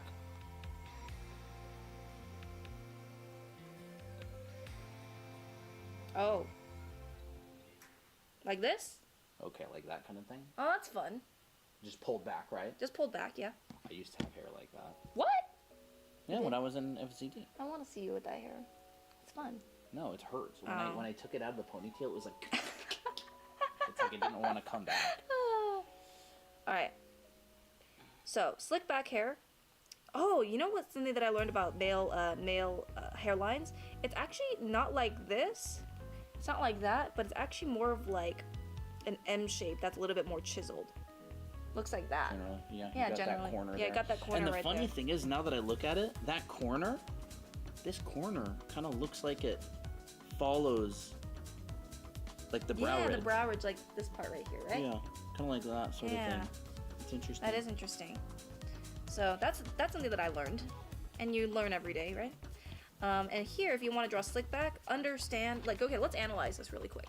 So if I were to draw his head and his scalp would actually be over here. And you'll see that there's actually a lot of volume up at the top, and that's to be expected because hair creates volume on top. So whenever you draw slick back hair, please don't skip to the scalp like that. Don't stick it to the scalp. Instead, add cushion. That's what's also going to create that slick back feel. And really show the hairline. So I'm going to use this hairline as a guide, and I'm going to add my hatch marks. Along. Nora and Jade, thank you for the follows. Thank you. And then I'm going to continue drawing the hatch lines and follow the hairline until I decide when do I want to stop.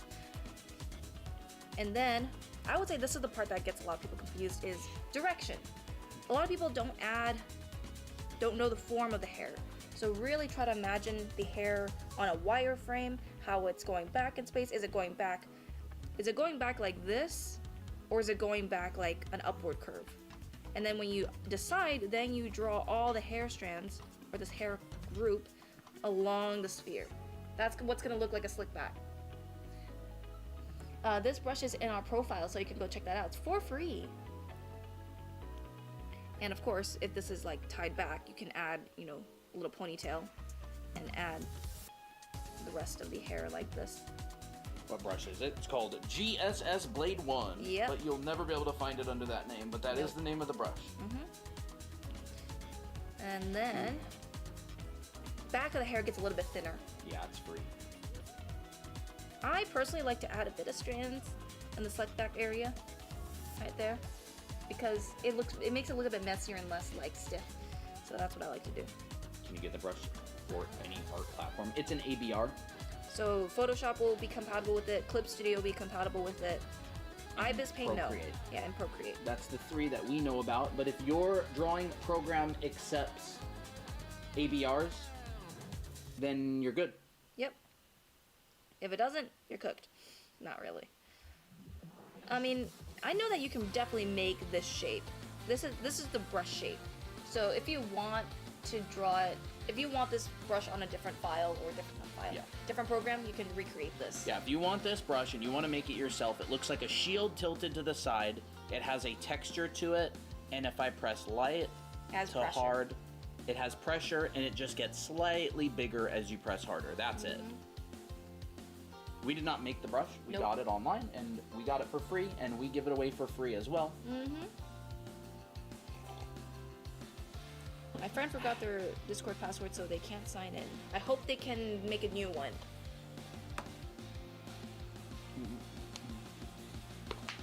This is Procreate. Procreate. Yeah.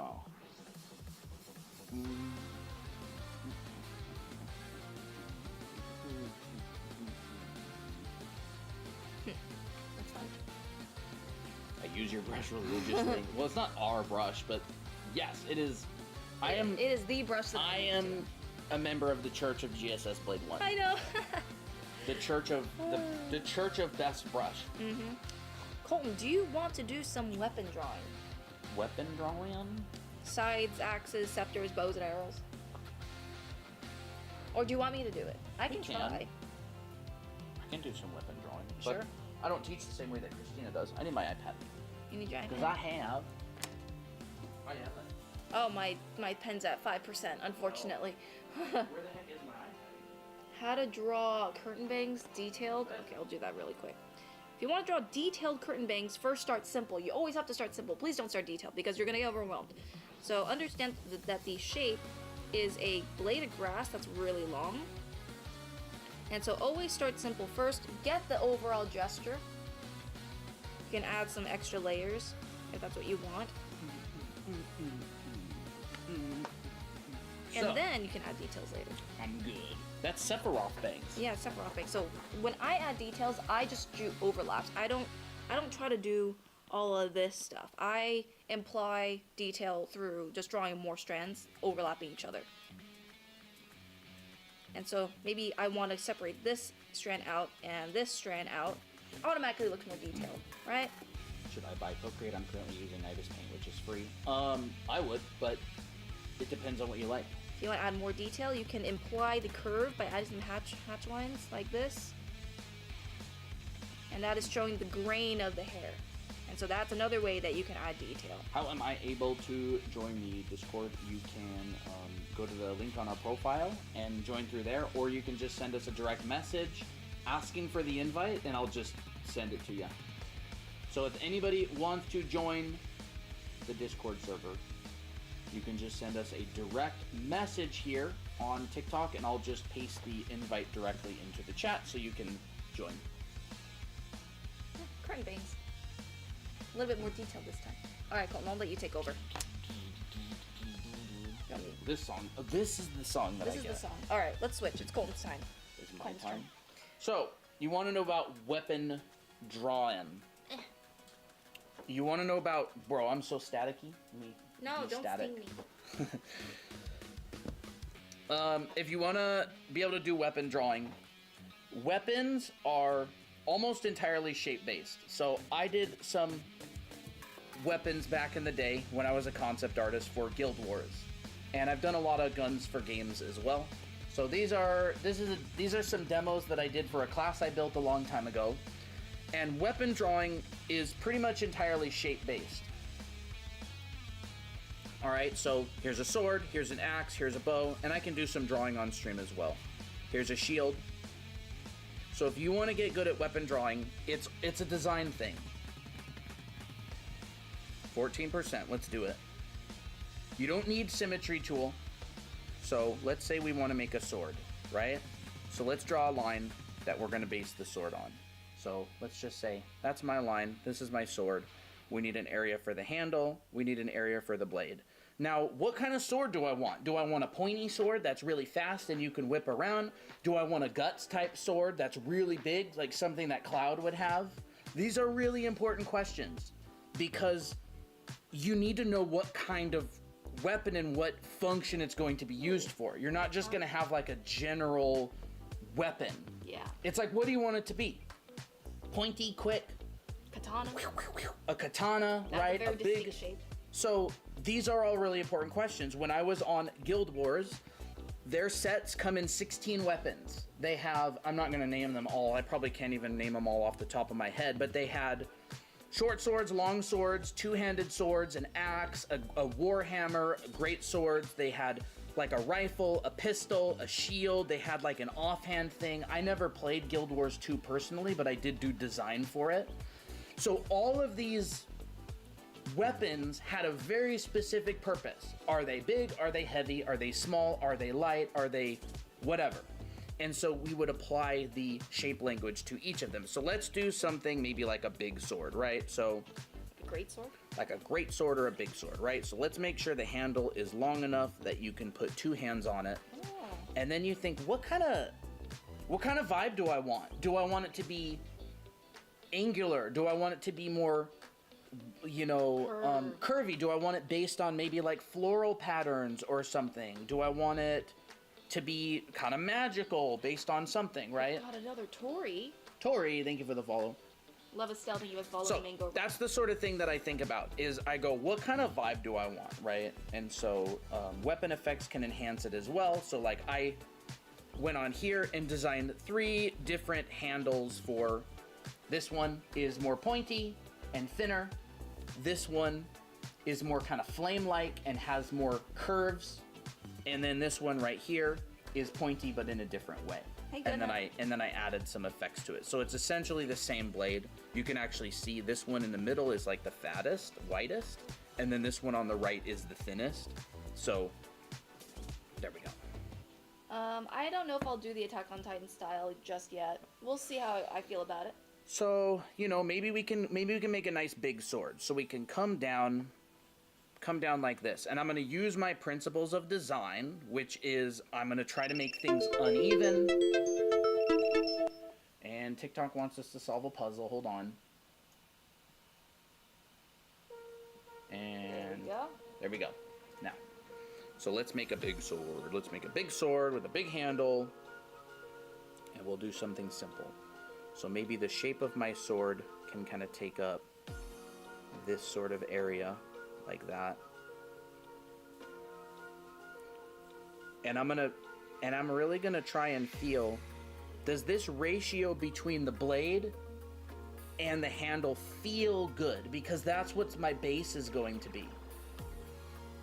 And then you go, okay, well maybe we'll do something like this. We can show that's round by putting some wrapping lines over it. Maybe we can come down here in an uneven way. Maybe we can actually come down maybe like a third or come up a third and split this and put a round bit right here.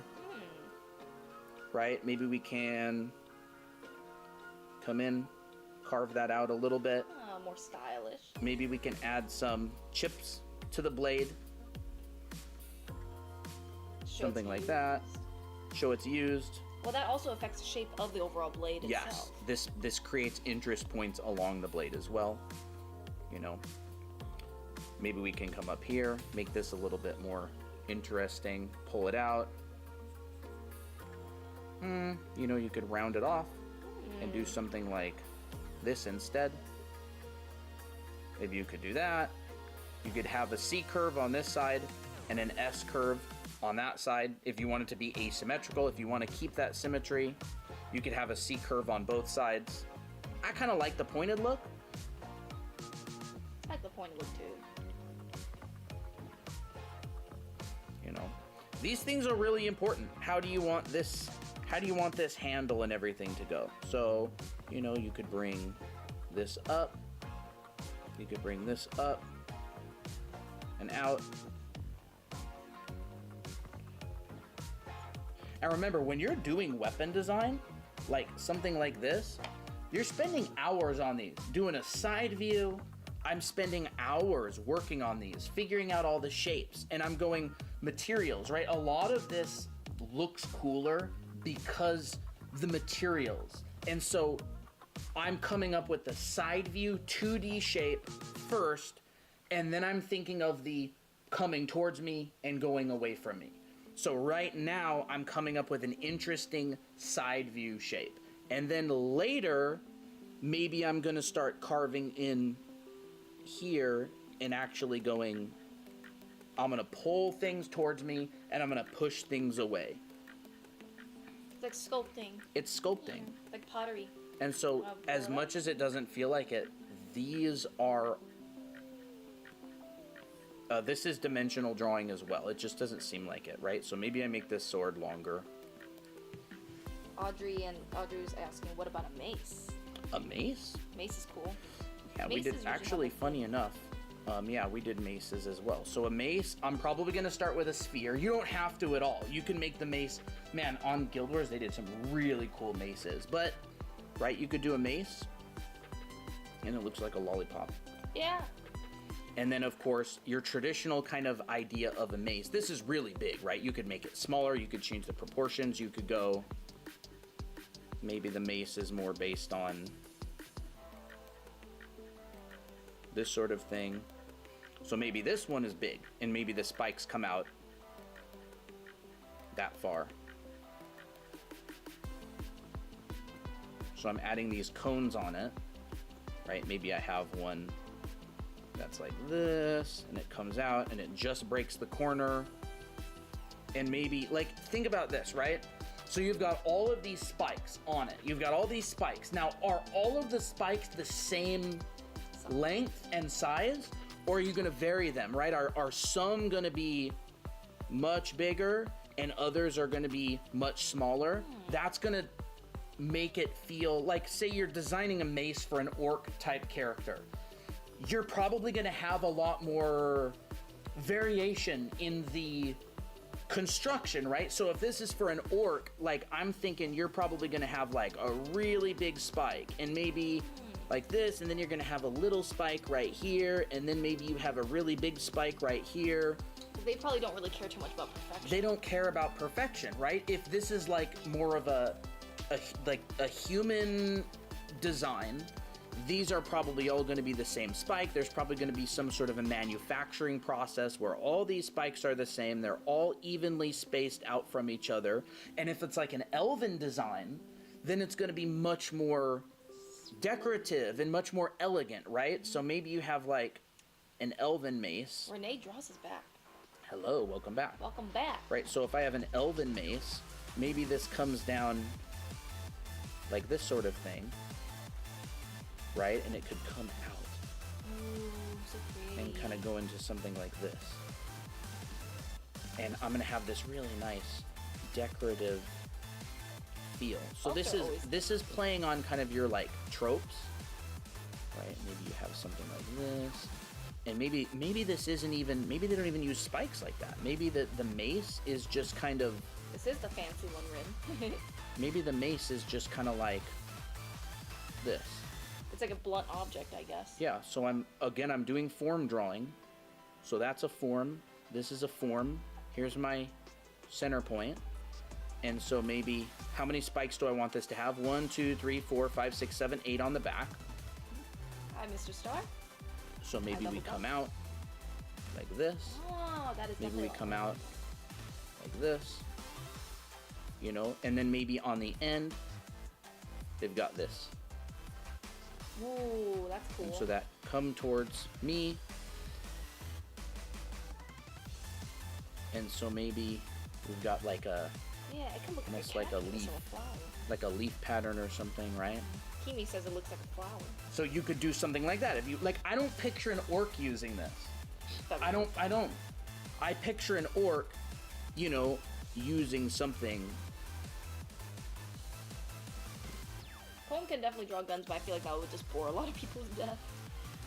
You know, I picture an orc using something maybe more along the lines of this, or better yet, let's just erase this whole part, and we can just go, we would kind of just crudely stuck in there, and it just kind of has, yeah, that feels pretty orcish. right? That's kind of orcish to me. Like, I don't even think that these things have to be straight up. These could be bones. Like, I don't even think that these things need to be cylinders. What if we made them like shards? Like, what if, you know, you have the surface right here, and this shard almost comes out like unevenly, like bone shards, like that sort of thing, right? It's like a piece of rough metal that they decided to just like attach to the side of this thing, right?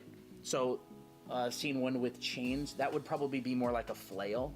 Oh yeah, Like a medieval flail is kind of like a ball and chain, if I'm not mistaken, like this, and then there's a stick like that. I'm not an expert on on the names of medieval weapons and stuff, but I believe that this one's called a flail. But or maybe they like just grabbed the chain, like a morning star or something. So yeah, like this one right here would probably be a little bit more of like a human design. It's very... So again, if you're designing characters and you're designing their weapons, you want a weapon that fits their personality. They really, really want a weapon that feels like it belongs to them, or else you're gonna kind of kill the story that you're trying to tell. So I'm thinking orc, shards of rough iron that aren't perfect and they're all different. So I'm gonna go, right, this is a tiny drawing. Shards of rough iron that are different sizes, and you know, maybe this is even like messed up. Ooh, chipped. So you could do something like that, and this would be one variation. So when I was working on games, we would do dozens of these variations of just all these different stories and stuff. Cootie Neko, thanks for the follow, and Jason, thanks for the follow. Ooh, a little bit of scratches. Yeah, like even like a metal bar. Like, remember the Urukai's weapons from, where's the elves one again? It's like up here, right? And again, this is like one possible version. Could be a fairy, actually. And now, I think we could make an asymmetrical one for the elves as well, right? So we could go like... Thank you, Miguel and Stevie, for the follow as well. You know, maybe we could do something like this. And maybe we could get into... You know, imagine if there was like a fish, like a mermaid fish community, and they took all the human pollution or human waste and made weapons out of those. That'd be interesting. Yeah, that would be kind of cool. Just like that kind of thing, right? You know, you can have a spike, or you can have something, you know, you can do something up in this area. And there's so many different kinds of directions that you can take. So like maybe we go...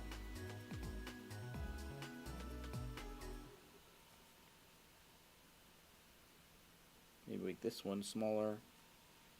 Like, I can imagine if there's like an army of gnomes or an army of like fairy critters, they would take like a cactus and they would use that part as a mace or something. Yeah. Cactus head as a mace. Challenge idea? Weapons appearance or I can't understand. Mango Rock says, please, I need a tutorial on hard and soft edges. Hard and soft edges? In respect to what?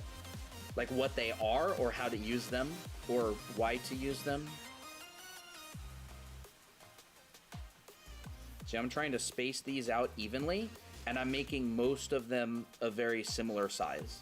So this, to me, this design right here feels very human. Mm-hmm. How to use them when shading. How to use them when shading? Maybe you could use one of my drawings or something. So hard edges come when there's a very fast turn of form, like an edge that's hard, or they come from cast shadows. So when an object is blocking the light, here's a light, and it's casting a shadow, this shadow would have a hard edge. Like that. If the shadow is casting the light, and this is a cylinder, this shadow right here, the form change of the shadow, or say for example, if this form is moving slowly and the light is hitting it and it's coming down, this is going to have a softer edge, like it's that. Transitioning. So if it's a transitionary form, you're going to get a softer shadow. If it's a quicker form, like that, like this, this is going to be a harder edge, like that. Kaiser says, sketching while watching that is so comforting. Nice. You guys know how to add photos on Procreate? I've been wanting to sketch a landscape with a reference. Actually I don't. You go up here, the little tool. I don't think they can see that. The little tool thing? So you go up to the little wrench. They can't see it. Oh, they can't see that. Yeah, you go up to the little wrench. You go to add. Insert a photo. Insert a photo. And then you can go to your photo library and do it there. Mm-hmm. So, you know. So, and you can also list off things like what makes something human? Like, people like manufacturing things. They like to make things that are consistent. Like, I could imagine if you're making a mace like this, somebody, their full-time job is just to make spikes. And they're making 2-inch spikes that have a 1-inch diameter, and that's all they do all day long. And so all of these spikes are the same way. And if I have an orc and they're making a mace, it's just like, we're gonna find whatever kind of scraps of metal we have around, and I'm going to just stick them on this ball, and none of the pieces of metal are the same size. Right? This is challenge idea: draw your OC with a weapon of choice or Soul Eater fusion. It's fun. Yeah, it is fun. So there we go. So like, if you want to draw weapons, this is really, really important to weapon design, because that dictates whether it feels right. The actual drawing of the weapon itself is not as difficult as the idea of what do you want exactly. What about scythes? What kind of scythe is it? I would just say, what kind of scythe is it? Is it short? Is it like a hand scythe? Because these scythes are like, do you want to bring up like a reference of a scythe, like a farming scythe. A farming scythe, Sickle. like a sickle or something like that. Sickle, yeah. So we got like, Those are fun. we got some various stuff. Look at references. References are really, really important. All of these things are tools, and they have functions, and they're designed to perform their function. So it's not purely aesthetic. Like, this is real nice right here. Wow, that's cool. Oh, that one's really cool. You know, and then there's ones that are longer. Scythe, sickle. Like a longer one like this. It looks like there's like an S curve. Are you guys doing monthlies this Friday? I believe so, if that is the end of the month. I'll have to check. Long ones. Yeah, so a scythe. So, I mean, I would look at the function of them, like, from a why were they invented perspective, and I would move from there. So, you know, that one looks like it has a sort of an S curve to it. Like this. Well, I've seen how, like, some people use scythes to cut the grass, and it looks really cool. It's super smooth. I'll check it out in a bit, Miley. I'm excited to see it. And I look where they actually hold it. That's cool. I never see people put handles on that sort of thing. Right? And then move from here. So start with the real thing, and then start moving from there. Like, you could make that a lot longer. You could make this decorative. You could make something decorative up there. You could make this thicker. You could make the stick decorative. You know, you could make it straight if you want as well. See, that's sick. That's cool. Wow. Not that they can see it. Yeah, I know. But yeah. Gives you a workout. What shape do they usually take? It depends. Depends on your reference. Like, what kind are you going for? Not all sides are the same. Yeah. So I'd say, like, be very specific or intentional with your reference, being like, I want this type. And then you see their curves and stuff. You know, you could do something like that pretty easily. Via says monthly reviews will be next Friday. Monthly reviews are next Friday. Sure. End of the month. No. Have you seen the Grimm comic? I have not seen that yet. Nope.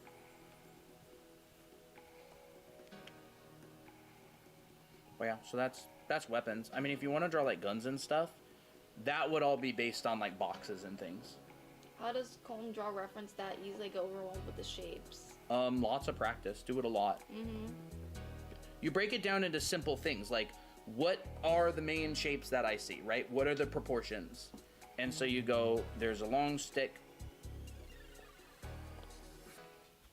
And then I look at, like a lot of the time, I'll look at the accelerated curves as well. I don't have my references on this. So I'll look at my accelerated curves, right? So this is a trick that I picked up. So if I want to draw, let me get rid of this. If I want to draw this right here, I'm looking for the apexes on the curves on both sides. Now the apex is the point at which the curve peaks and starts to wrap over, right? that sort of thing. So I'm looking at this shape and I'm going, where's the apex? My apex on the inside shape is right here. How fast is this curve? How fast is this curve? This curve is pretty slow. It accelerates, apexes, and then kind of comes back. So if I want to draw that inside curve, I'm going to start pretty slow. It apexes, and then it kind of comes back.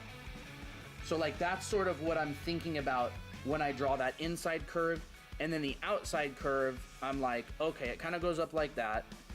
It kind of keeps the same thickness overall. And it sort of goes like that. And then it comes in and goes like that. And then there's the handle down here. Like that. So I'm not treating this thing as a whole shape necessarily. I'm looking at the individual lines I see and I'm breaking them into chunks. Here's a straight part, pretty straight, slight curve. Here's a very curved part. Here's another straight part. Straight part, curved part, straight part. And then once I have that, I can work on the top one. Straight part, this curves around, it stays about the same thickness pretty much the whole way around, and then it comes back down like that. That's how I break apart shapes. I do that with anime. When I want to draw an anime style, I go, okay, the top eyelid is pretty much straight, and then it has a little thing at the end. The bottom part is very curved. Looks like a bowl. Looks like a bowl. The eye, the iris and stuff like this. You know, the eyelid has a slight curve. Maybe it comes down a little bit at the end. Maybe the eyebrow's quite arched. So like I'd break down an eye kind of like that. When I do that, the proportions turn wonky. You just have to practice a lot. It's something that you'll get better at over time. How would you go about drawing variation in body types? Do you use life models or references? I use life model. If I don't know how to draw a plus size model, I will look up a plus size model and be like, and analyze it. And I will do it the same way how Colton did that scythe blade. I'll be like, okay, where's the bulk of the body shape looking like? And then I will draw that and change it up depending on the reference. What about wrinkles on shirts? Oh, that's fun. Yeah, like, and you can really mess with it a lot, right? Like you could go, I'm gonna do it mostly straight, and then I'm gonna make it really hooked. So you could do something like that. So I go mostly straight, curved, then it hooks a lot at the end. Or I could go really curved, then mostly straight. Mostly straight, really curved. And that can create different interesting shapes, and just like experiment with it. What if you even did a scythe with like an S curve? Ooh, right? So like S you curve, bird beaks. S curve on the outside, C curve on the inside. Oh, that's a very cool shape. That's kind of cool. How long have you two been drawing for? Over 20 years. Over 20 years. Sushi, thanks for the follow. That's how I like to think about it. But I think about eyes in the exact same way, funny enough. Yeah. Right? I could go...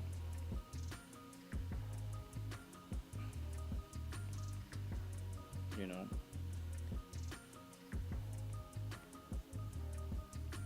Yeah. Gray eye. Yeah.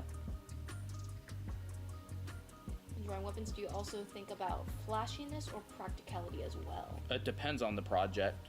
If I'm working on a more realistic project, I'm probably going to be...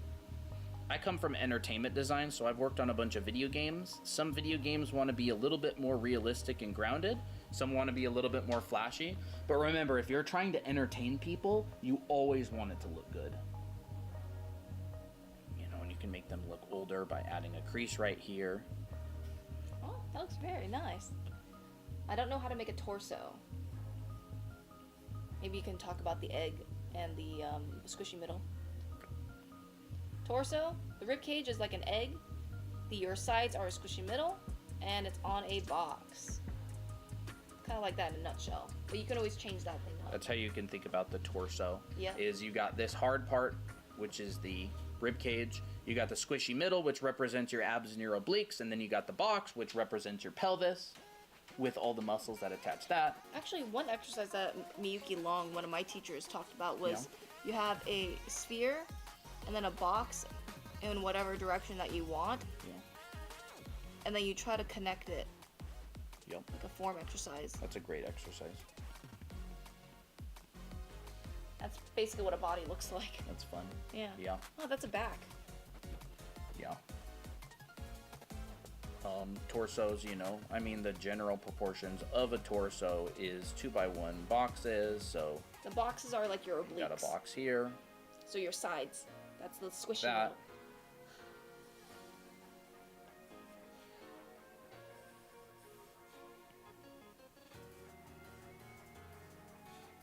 Like that. Blake's. Mm-hmm. Shoulders.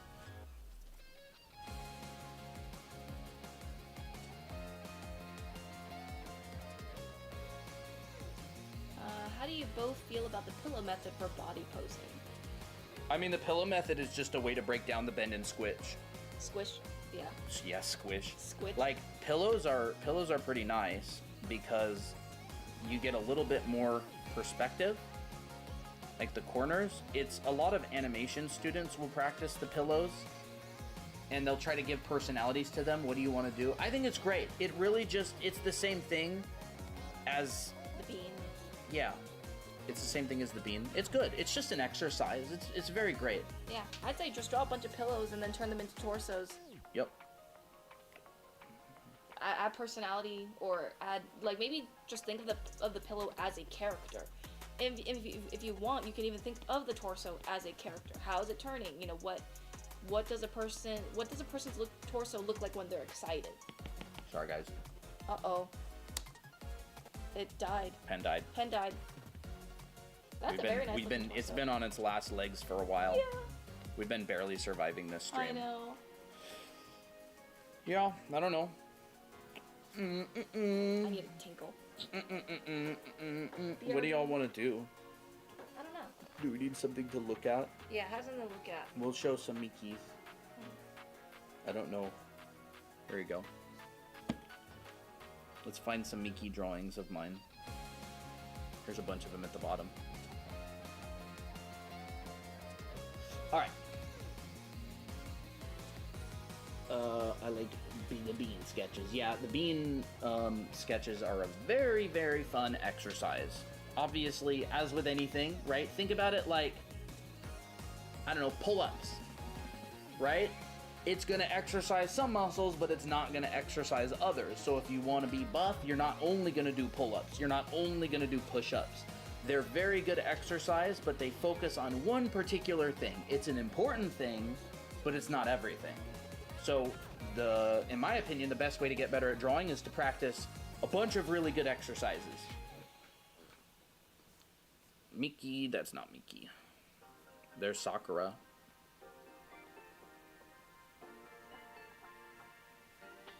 Yeah, we've been crazy busy this week. We've been having to go out pretty much every single day, the whole day, so we have been pretty dead in the Discord server. How'd you go about perspective? Basic 3D shapes, I want to make them dynamic. Perspective for me, let's see if this works now. 11%. The way that I like to approach it is I like to draw my first 3 lines. First 3 lines, those set my perspective. So I like to draw an arrow. So let's draw an arrow there. Let's draw an arrow there. You know, we can go... There's an arrow there. Hey, Anna. This is my XYZ axis. So these are all traveling in different space. So I could go... There's my box. Did you answer what the description was? Oh, I didn't see that. You can go to our profile. By the way, we got a couple, because I'm drawing right now, I can't message back for these. Hold up. I have to send these out. Yeah, you can DM us. Oh, I didn't want to accept that one. That one was a, Spam. spam. There we go. That was a spam, and I accidentally accepted it. Oh, you were gonna show them the where to find it. Nope. Nope? I was just Okay. gonna say, if you want the link to our, what were they asking for? Discord server? Yeah, Discord server. You can DM us. Right? So if you wanna be able to draw boxes at any angle, Oh, it's Infinite Zero. Hey.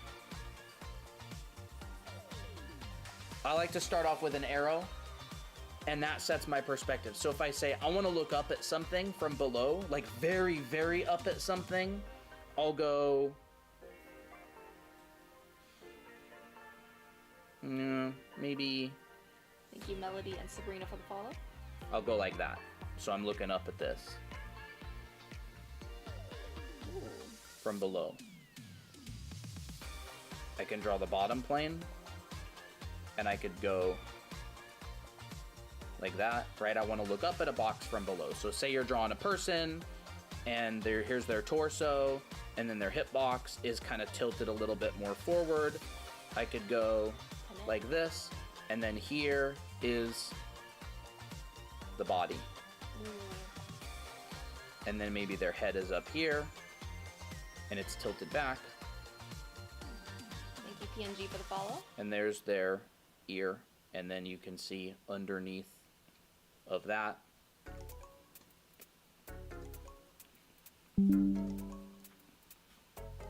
Like that. So they're very, very tilted back.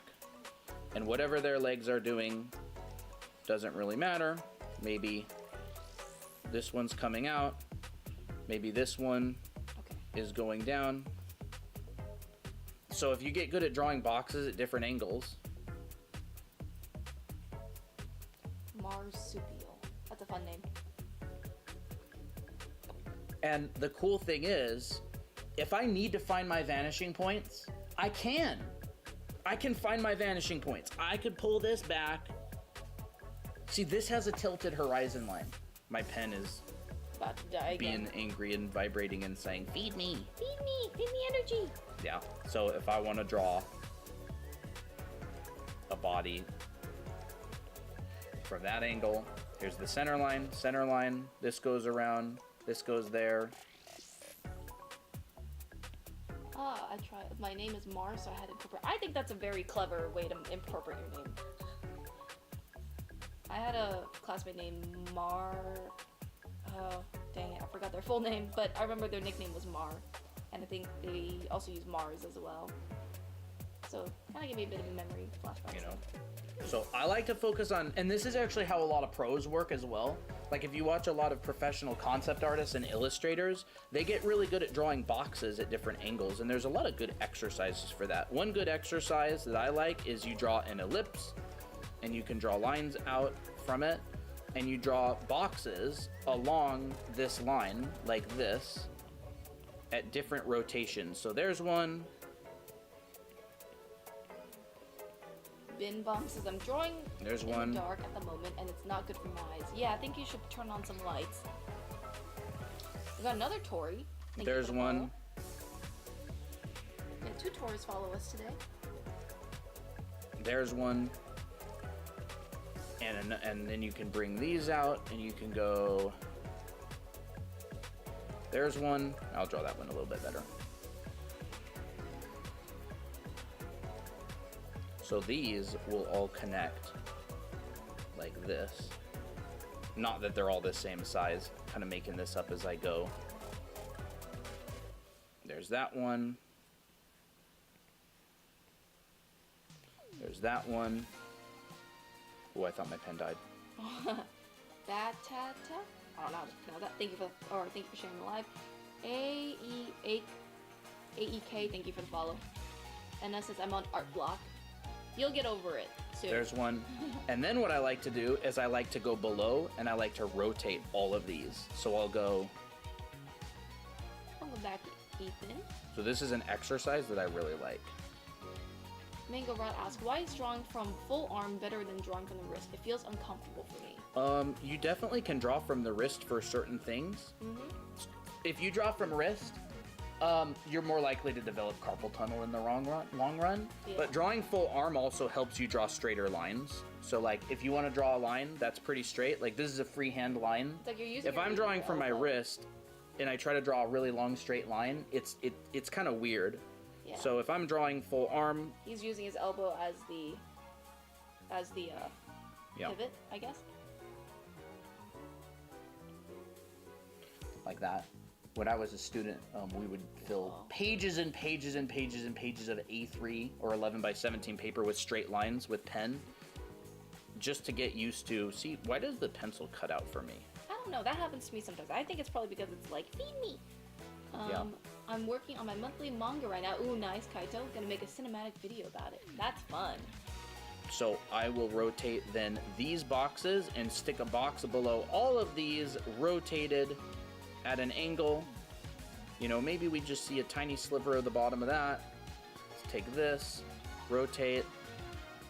You're starving your pencil, yeah. Is this my sign to get back to drawing? Yes, it is.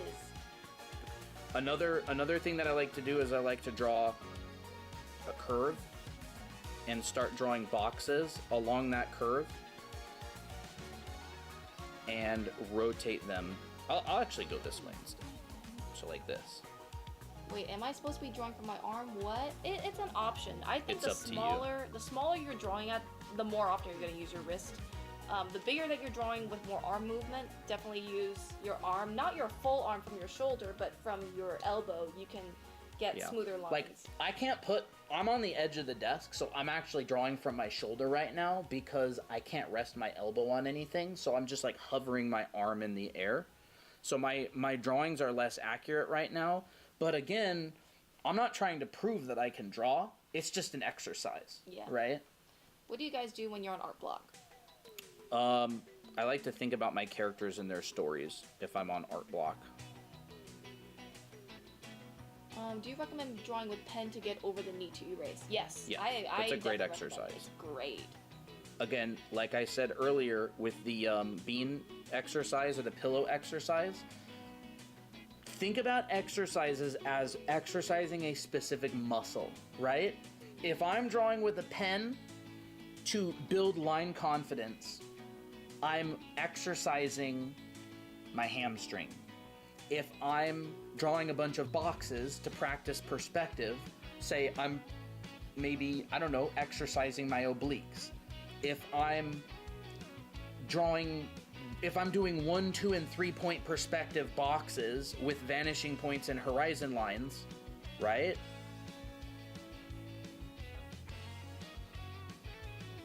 I'm exercising, say, my pectoralis or my chest muscle.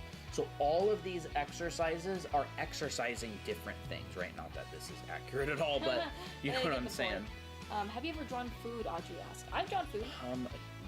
Not all that often. Remember I did food on Sometimes. that one stream? Yes. I drew a steak with eggs. That was fun. Food requires very good control of materials. Yeah.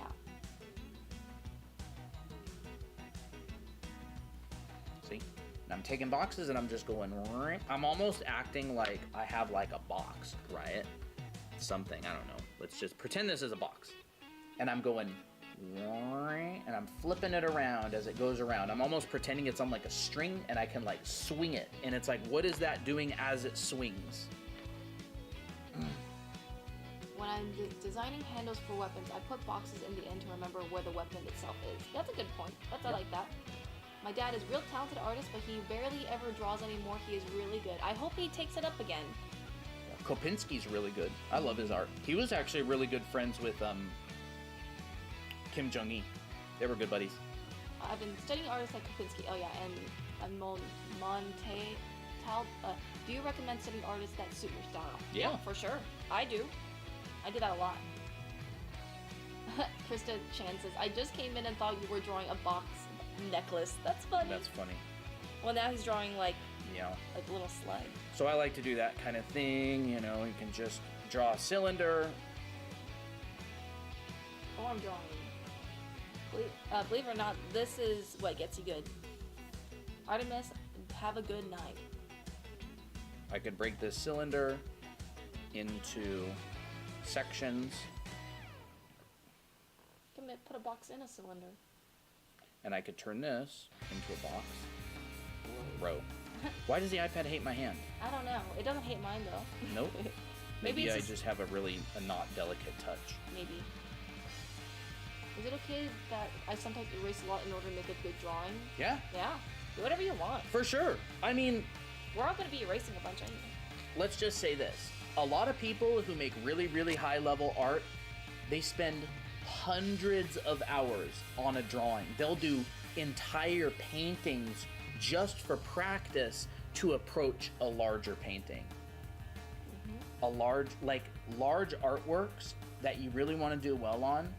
If you're making an artwork and you're really struggling with a hand pose, go draw that same hand pose like 100 times just to practice for the illustration that you're trying to make. Give yourself permission to fail a lot. Give yourself permission to spend 200 hours practicing for a specific illustration. A lot of people think they need to just like bang out a drawing in their sketchbook that's like a masterpiece. Not even pros work that way a lot of the time. Some do, but a lot don't. Audrey says, do y'all draw traditionally too? Yeah. I actually have a sketchbook. I'll go grab it. Oh, I just looked at Akira again.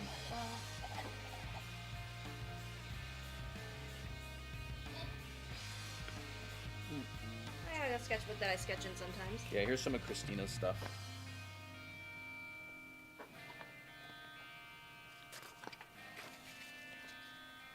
I draw mostly women, so that's all I fill my sketchbook with.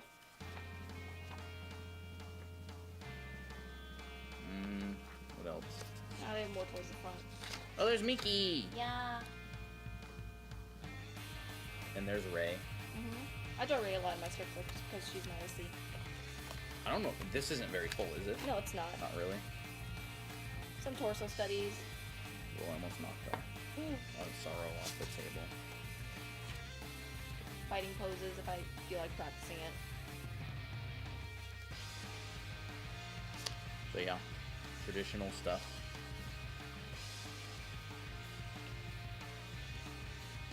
Like that kind of stuff. That one's funny. Yeah. Me when I realize it's raisin and not chocolate chip.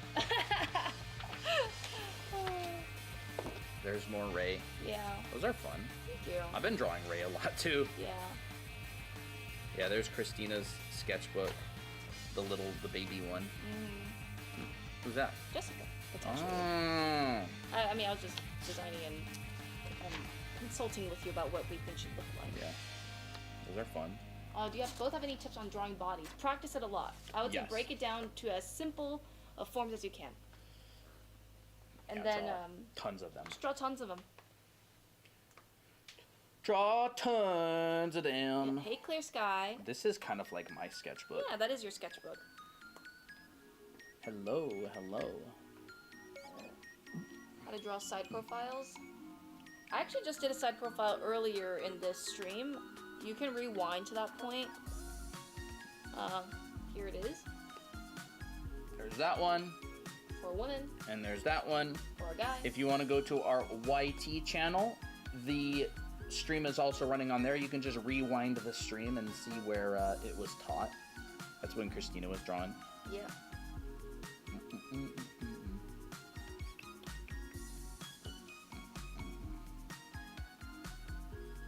Thank you, Fufu, for the follow. That's a cute name. It's like a little pet. Do you have any tips on drawing bodies? I think I just answered that, did I? Study figure drawing. Do a lot of it. Do a lot of figure drawing and focus on the simple forms. Yep. And just do it a million times. That's the only way that you're going to get better.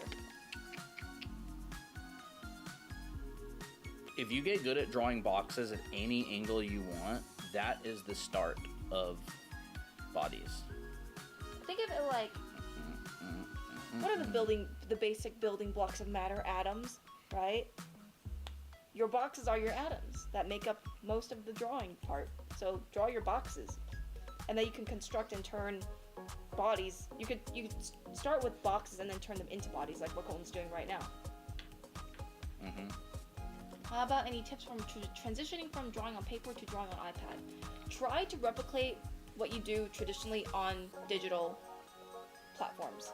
So you'll notice that when we do things digitally, all we're using is a brush, an eraser, and some layers. That's it. Start with that. Just try to get comfortable with drawing on digital and just try to make tools that are most comfortable for you and then expand later on. You don't have to think about any like complicated stuff like layer modes or filters, anything like that. No, just don't do any of that stuff just yet. Welcome back, Surge Art. I've tried drawing animals. Nice. People who draw a lot of animals throughout their childhood actually get really good later on. Yeah. You'll notice that when he's drawing, this is a torso with legs, and he's just simplifying the legs into cylinders and spheres. That's all he's doing. If you don't know how to do that, it'll be a lot harder to draw muscles on top, let me tell you that. I'll tell you that. It's a good one. How do you draw landscapes? I've only ever thumbnailed them and never upscaled them to full sketches. Hey, jellyfish. How would you break down environments, I guess?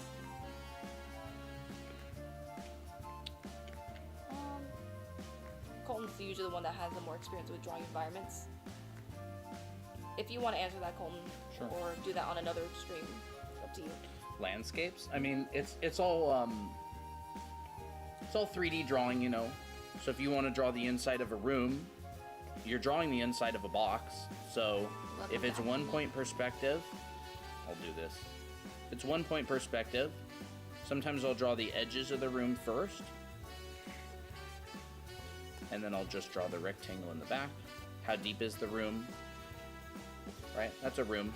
You can draw a door. You can draw people in it. So let's say person's head, maybe this high. So I'll bring him forward in perspective.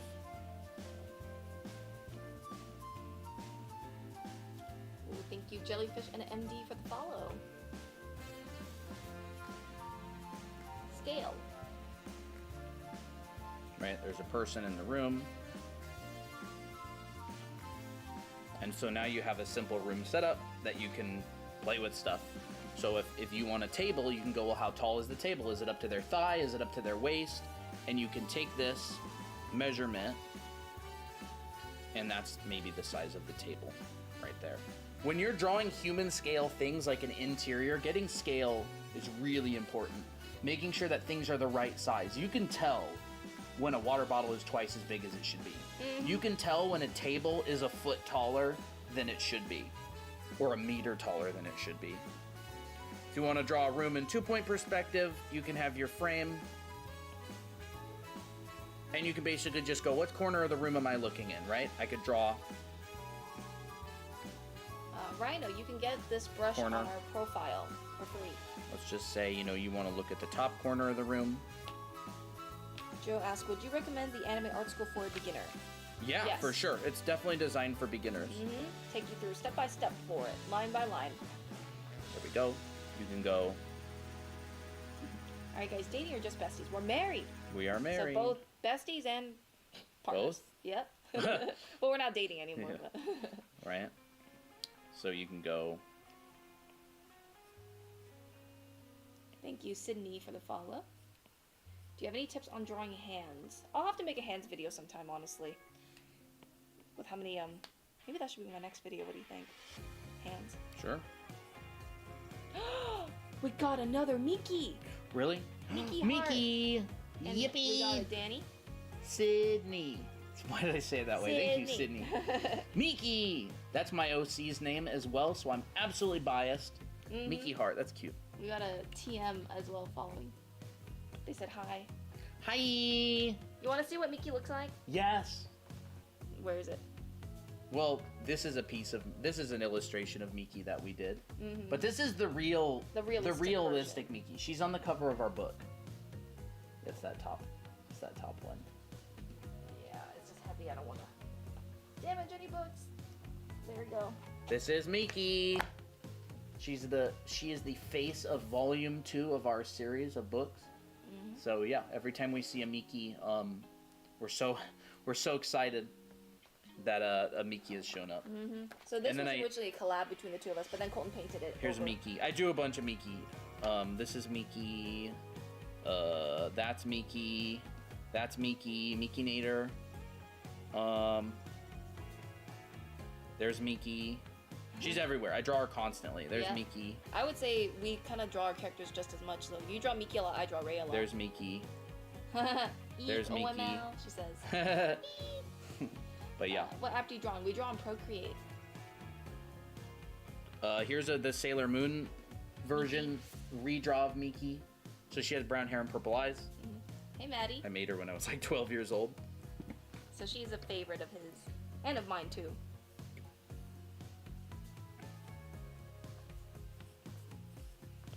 I actually have a couple. I don't think I actually put it on my iPad, but I have a couple interior pieces from anime art school, but I don't ever think I put it in.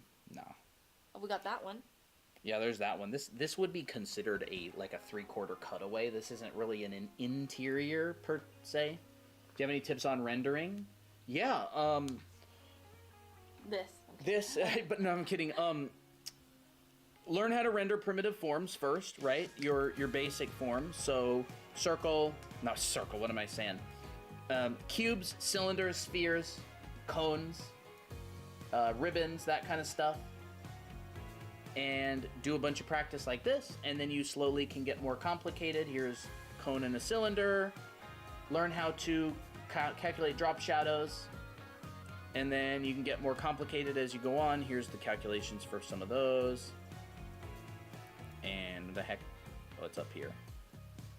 What was that? Rendering. Yeah, and I like to do exercises like this where I practice with different light sources from imagination, and this is like another one. So this involves color theory. I wouldn't jump into color theory if you're just starting rendering. I don't know where all my rendering stuff is on here. But yeah, basically just this kind of stuff. Start with simple stuff. Are we storyboarding? No, I'm not a storyboard artist. I'm a concept artist. So yeah. I think a lot of the difficulty that people have when drawing interiors, exteriors, environments is I don't think they spend enough time. Like if you're drawing, if this is your start and this is your finish, people don't spend enough time in this area right here, planning your image. People will spend hours and hours rendering, but they'll never have set up their composition and story effectively. So they'll just spend hours and hours working on a composition that they never really sorted. Like, the funny thing is, a lot of the time, pros generally work like this. They will spend half of their time planning their image and setting everything up, and then they'll spend the second half of their time rendering and finishing. They'll literally spend like 25 hours just planning an image, finding references, figuring out a good angle, doing thumbnail sketches, exploring, trying different things. And then once they have everything set up, they'll start simply like this. They'll go, what pose do I want to do, right? Remember on the other stream that was the other day when we did, when we really explored that pose, that Christina, that fighting pose, like really exploring and experimenting exactly what that pose was. And so like drawing it from different angles, trying to understand what's the body doing, how is it twisting, different angles, stuff like that. And so I find that if you're really struggling, try to spend more time in the beginning planning phase. That's something I need to do. Is there a good way to start rendering? Yeah, figure out your 1, 2, 3 read. Basically, if I want to render a box or something, and let's just say that there's a cylinder sitting on top of it, and then I want to render this, right? And let's say I have a light source coming in from this direction. First thing I'm going to do is start to figure out where my cast shadows are. So I'm going to be like, shadow in my cylinder right here, shadow in my box, you know, do some draw through to figure out where that backside is, right? And then I'm going to map out my lights and my darks. So I know that all of this is going to be in shadow. I know that all this is going to be in shadow. And as long as it looks good at this stage, then I'm good to continue. So then that's when all the fancy, time-consuming stuff comes into play. The gradients, the textures. The gradients, the half side, the semi-lit side. Yeah, but if you lose the read, then it kind of falls apart. And then my entire job is to keep this read, this feeling, but add more. So I don't want to destroy this. Yeah, planning more is huge. Like, the reason that this turned out so well is because Christine and I really spent time working on and planning this image. Like, I really paid attention to the shapes between her head and this decorative piece right here. Like, you see that? This two-dimensional shape right here? I really focused on that. Like, I'm like, does this shape feel good? Does it look good? May, thank you for the follow. Like, the rendering and everything is great and important and all, but if this shape, this busy hair right here, and this simple curtain, if those didn't feel good together, no amount of rendering is gonna save that. Yeah. And a lot of people think that rendering is just adding, like, extra details, but it's not. No, you need to, like, it needs to work from this shape standpoint. And so, maybe I'll make my brush bigger. Right? It needs to work from this point right here. This shape needs to look good.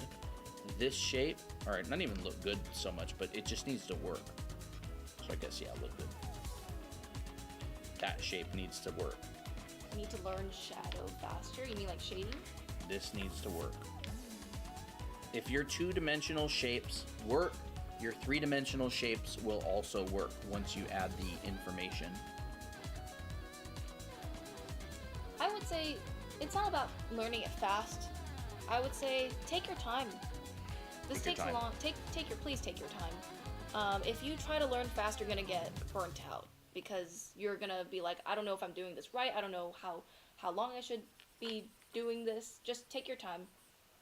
I think that's what's going to make it so that you can actually learn things in a timely manner and also not get burned out. See? That works. It feels right. It does. It's just in basically three values. And it feels right at this stage. So as I then start to come in here and work on soft and hard edges, since it already works, I can soften this edge up and I add a soft edge there. What brush do you use? You can find this brush in our profile for free. Yep. How do I draw the eyes like y'all's? I can show that in a little bit.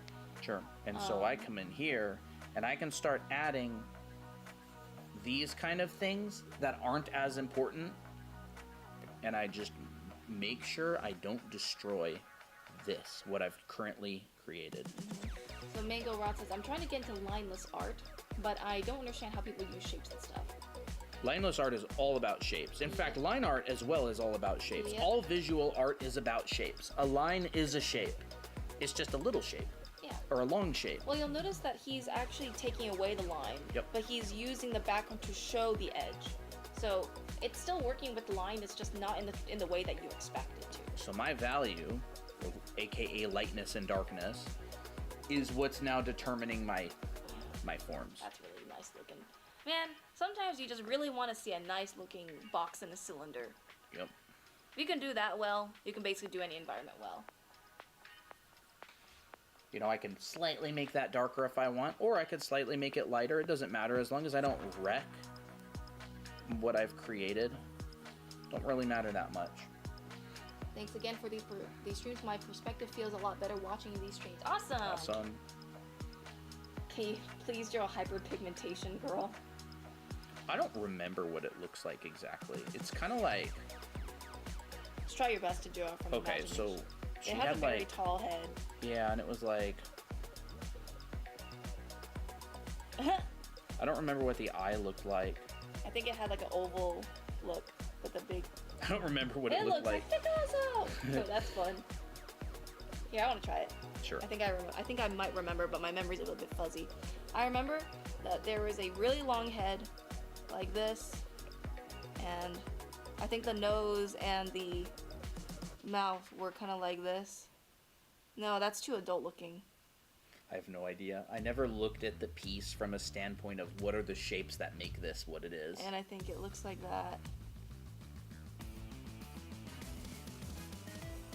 I think they had an eyebrow. Trying to draw hyperpigmentation from memory. I know. It's fantastic. Thank you. How do you study muscle forms? This. Draw a lot of this and combine. So like for instance, if you're drawing like a bicep, or not, you know what, I should say a deltoid. Deltoid is like a triangular form but with 3 heads on top. But this, you could easily break this down into like a box that's tapered like that. And if you know how to draw boxes and modify them, you can turn them, you can make it more organic and curved form. Yeah, it is hyperpigmentation. See, I may go in here and I may take a slightly darker value and just go add a slight, actually I'll probably add it from this corner. We can tell that he's really trying to limit it in that space, because if he puts it anywhere else, it might destroy the reed. And so again, I can come in here and I can start modifying these edges here. How do you do face proportions? We'll see if we get to that. Yeah, morphing the shape, or morphing the form, I should say. Like it's like sculpting, right? A lot of people, when they sculpt in marble, they start with very simple blocks, like basic cubes, and then they're like, and they like carve out the form and turn it into the shape that they want. So yeah, it's basically like that. Easy sculpting. So yeah, like just, you know, pulling out the forms and the shapes and stuff. I actually want to keep that one value.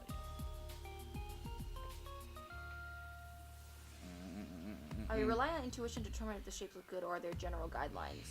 There's general guidelines, but that goes into like a whole subject of shape language, which is it's a very deep subject. Generally, shape language deals with big, medium, small, close together, far away, simple and complex. What else? 70-30, unevenness, creating unity between objects, and also variety.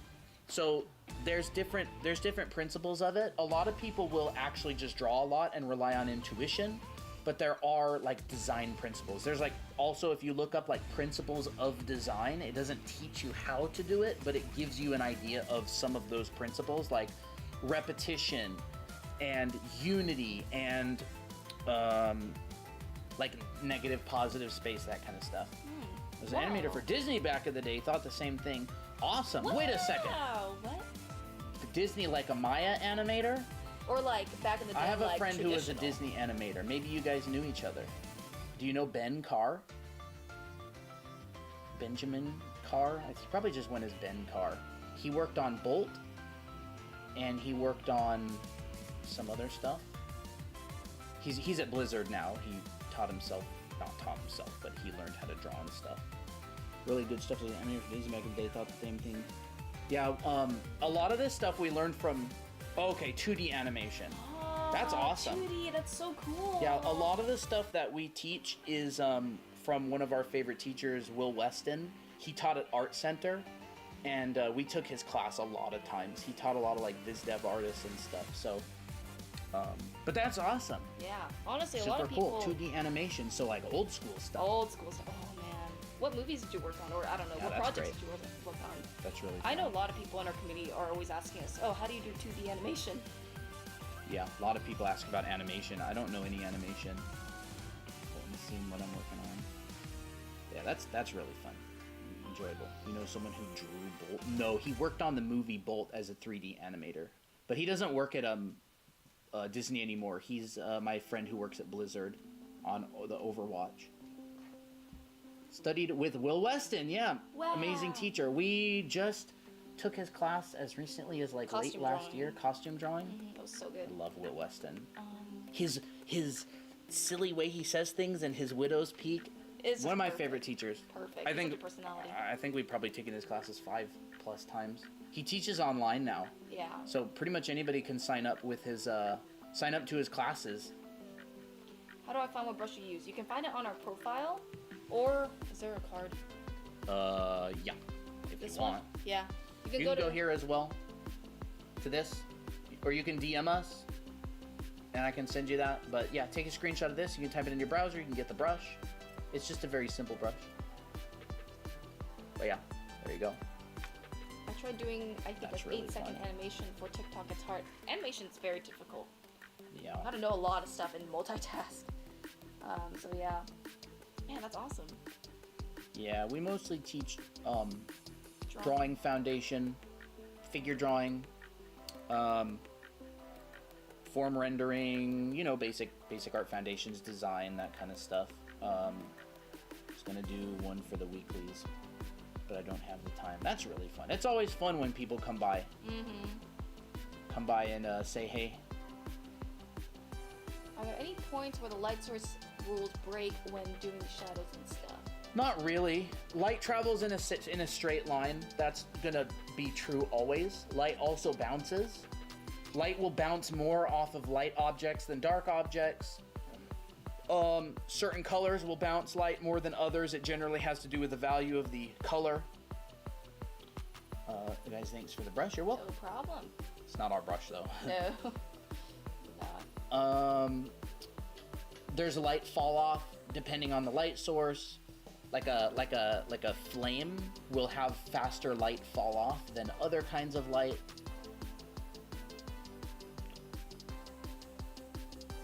But yeah, so I teach a lot of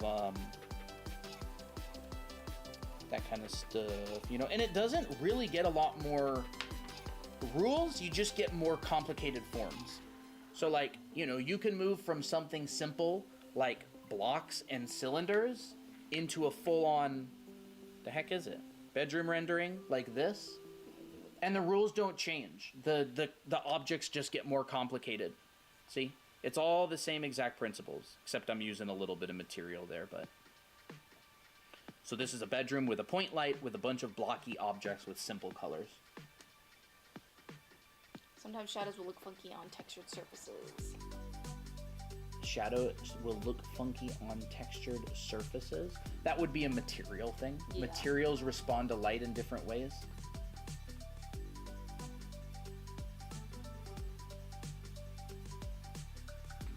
But yeah. And I mean, that's the same no matter what you're working on. See, the only difference between, say, this room and this room is materials. So I'm using more materials, right? Like the walls and the floor are more concrete. This metal has a little bit more of a reflection on it. I actually used the wrong color for the reflection there. Oh, this is an still old piece from 2016. See, metal, material, texture, all that kind of stuff. Live, laugh, money. That's funny.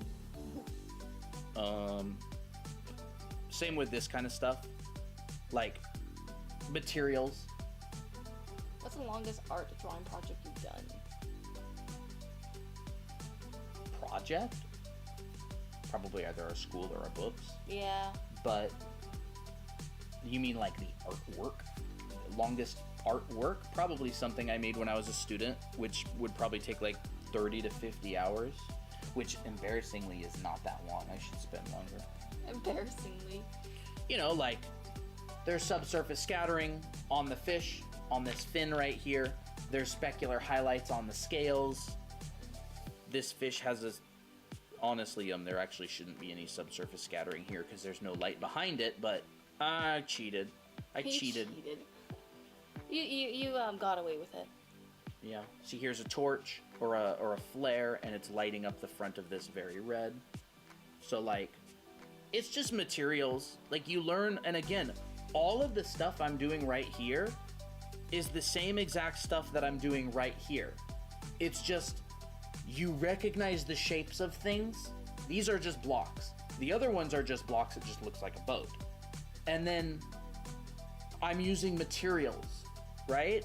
So I've moved on to something like this, which is materials and different colored light sources, and they're all floating together with each other, like this, except this one I've just chucked into an environment.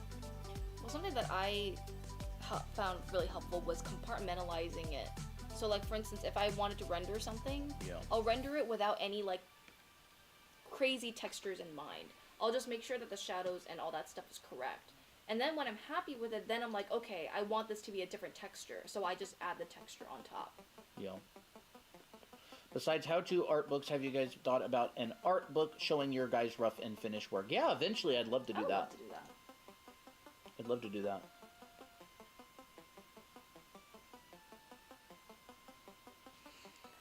It's really just applying those same fundamentals. It's funny because I was taking a class by Craig Mullins, and in one of the early lessons he said he's always shied away from teaching because he didn't feel like he had really anything to contribute. He's like, I'm not doing anything special, I'm just rigorously applying those same fundamentals like everybody else is. And I mean, if you know anything about Craig Mullins, he's the father of digital art. He's been in the game forever. He's widely recognized as one of the best when it comes to digital art. He's amazing. And I took his class in schoolism, and it's really true. Like, I'm nowhere near his level. Like, he's, you know, on an entirely different planet than I am in terms of skill, but it's true. Like, when I work professionally, like, that's all I think about is just those same fundamentals. Is like, where's the light, where's the dark, what's the composition, what's the material, what's the color of my light, how does the object respond to the color of the light, and so on.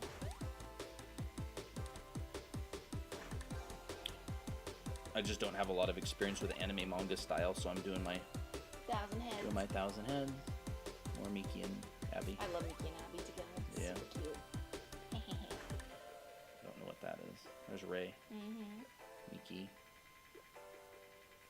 Guys. These are studies. My latest round of heads I don't have on here, but that's pretty much it.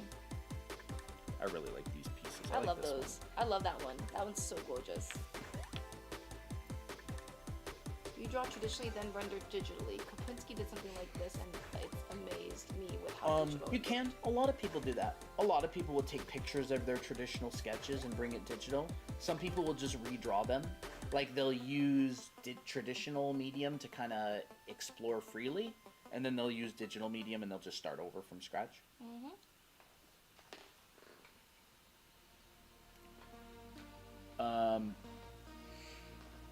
When I was on a project with Rael Lira on Anthem, I think he did some sketches traditionally and then took photos of them and finished them digitally.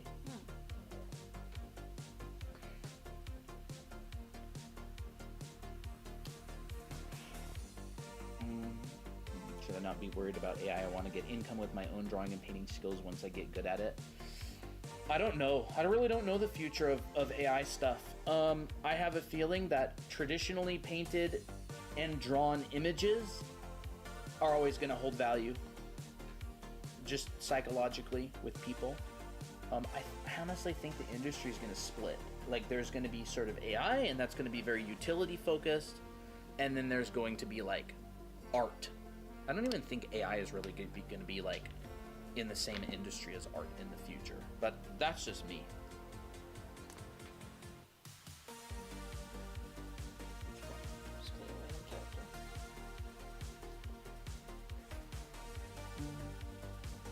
Okay. But yeah, well, maybe we'll wrap up. Yeah. Don't forget, we're going to be going over challenges this Friday. You want to switch out? Sure. Look at all that nice stuff. All that drawing. Well, the pen definitely my has... goodness, I need to read Akira tonight. Ooh. I am hyped. Hypata. Got a bad habit of making sketches too detailed and overcomplicated. How do I get out of my own head?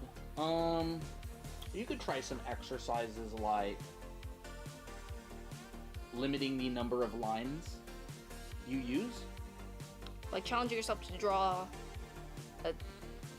with yeah, I guess. an entire artwork with only 100 lines. Yeah. You could practice like brush economy. Do you draw or you paint? And you mean digitally or traditionally? You can draw like maybe sit there and think about every stroke before you make it as well. Well, there's painters that literally plan their strokes. Yep. And they spend hours just trying to get the perfect one.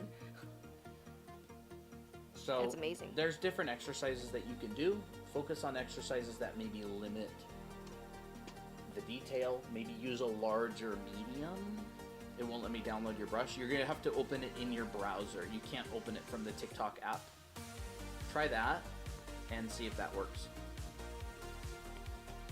So you'll have to hold it down or hit the 3 dots and say open in browser.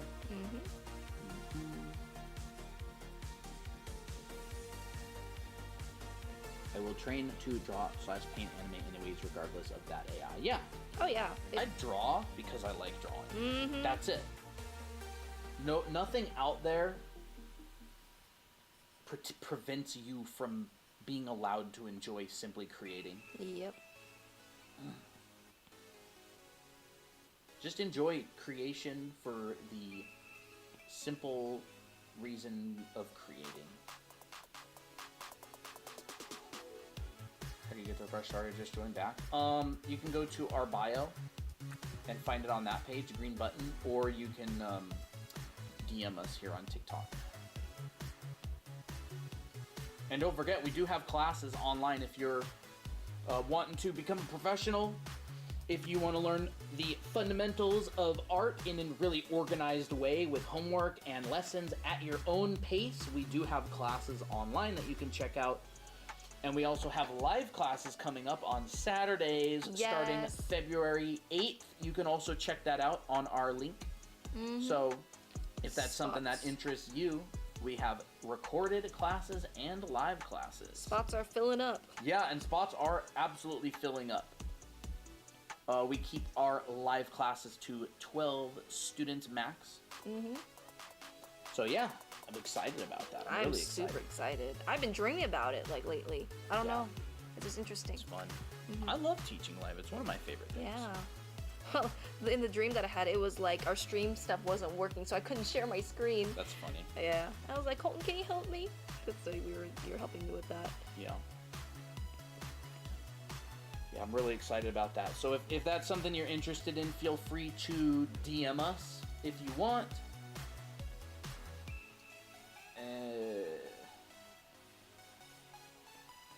I'm just looking at my messages. Yeah, feel free to DM us, ask about the classes, or go to the link on our profile, or if you're on YouTube, go to the link in our description.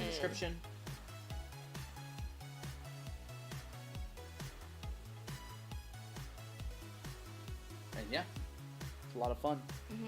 I will make a video on clothes. Actually, there are some TikTok videos that we made on clothes, so you can check that out as well. They're like kind of further down. You gotta look at our stuff. Probably slowing down on drawing for the next few weeks. I'll be hopping into streams when I can. That's awesome. All good. Super cool. Who are your favorite old masters? There's a lot of good ones. A lot of good ones. Dean Cornwell is really good. Norman Rockwell is really good. Leyendecker. Those are like Tom the Lavelle. obvious ones. Tom Lavelle. I like a lot of classic American illustrators. Funny enough, James Gurney.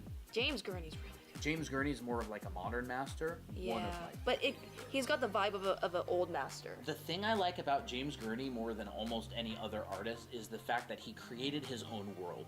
Yeah. Like there's a lot of old masters, but James Gurney created like a straight up world and illustrates it, his Dinotopia world. Oh my gosh, it's so cool. I absolutely love it. That's it feels passion. very like the sort of thing that I would want to do. Oh yeah, I would want to do that too.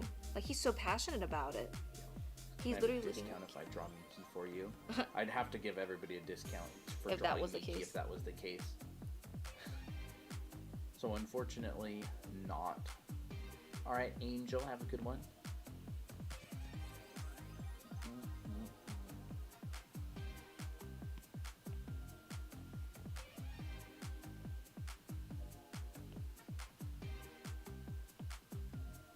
I'll draw her anyways. Thank you. I can't wait to see it.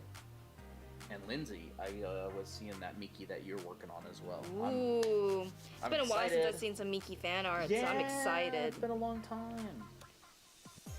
Colton hasn't been selling out for her lately. I haven't been hustling to get the fan art. I need to do more Miki sellout lately. Miki sellout. In the future. I need a t-shirt. I need a shirt that I can wear and be like, yeah, and like show my shirt on stream. That'd be really funny.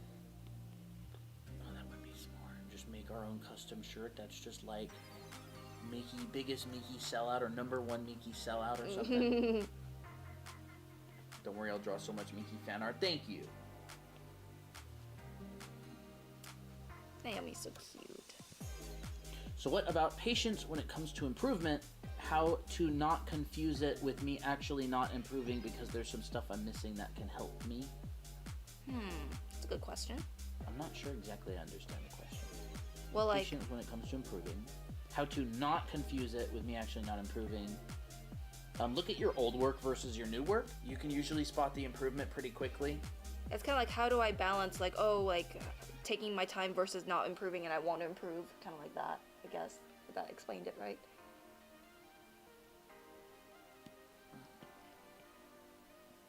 A lot of our artists like to focus on speed when they should instead usually be focusing on quantity. Yep. And understanding. Like, just sheer quantity is what's going to get you better. Your speed will come with experience. And so just show up, do the exercises, focus on enjoying them. Should I take art classes? I'm 15 and have been self-teaching, but I'm afraid to take classes. Sure, try it. I love taking art classes. They're so much fun. Classes are one of my favorite things to do. And you could always start with art classes if you want. Yep. I mean, not gonna lie, I think art classes are pretty great. Yep. But, Well, I think art classes, if you like anime style, it's very much catered to your needs. But, I really recommend classes of any kind. Yeah. Well, it's just gonna open your brain, your frontal lobe. Hello, Captain. Whenever I'm discouraged, I look at my old work and get a massive confidence boost. Oh, See, yeah. that's great. Well, like, people always keep... So, the reason why people are always like, man, I just never get better is because they keep moving the goalpost of, like, how they believe they should be by now. And they don't really, like, tell themselves, hey, I did a good job, or hey, I am improving. Mm-hmm. So, sometimes it's all about, you may need to switch from saying, I'm never improving to, I am improving. It just takes time. We gotta trust the process. Yeah. I want to see what Mark Burnett's class is about, but that price scares me. A couple people in our community, I think, have taken that class. I think Mark Burnett's a great teacher. Mm-hmm. The reason I started drawing was because of the OG line lips. I don't know what that is.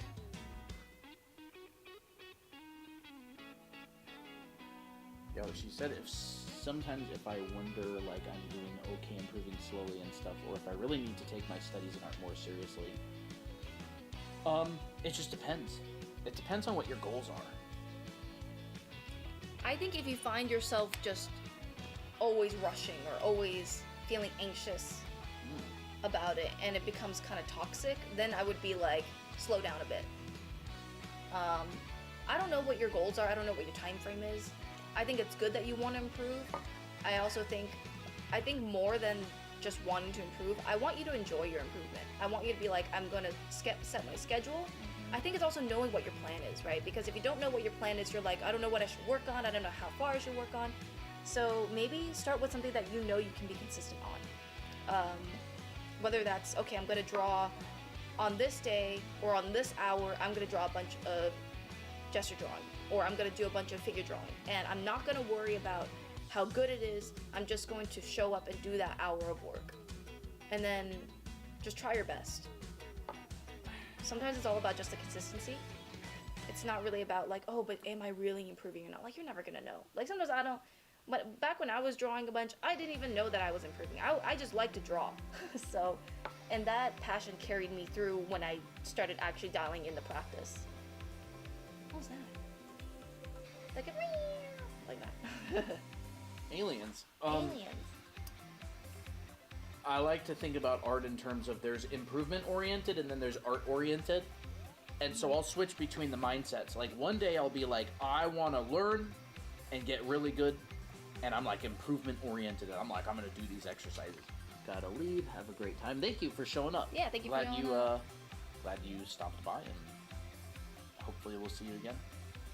So some days I'll be like improvement oriented, and I'll really want to grind to get better and draw a whole bunch of poses or draw tons of boxes and like, yeah, that's awesome.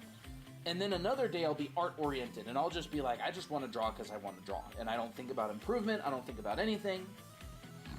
And so anything in that kind of way, I just want to enjoy drawing for the sake of drawing.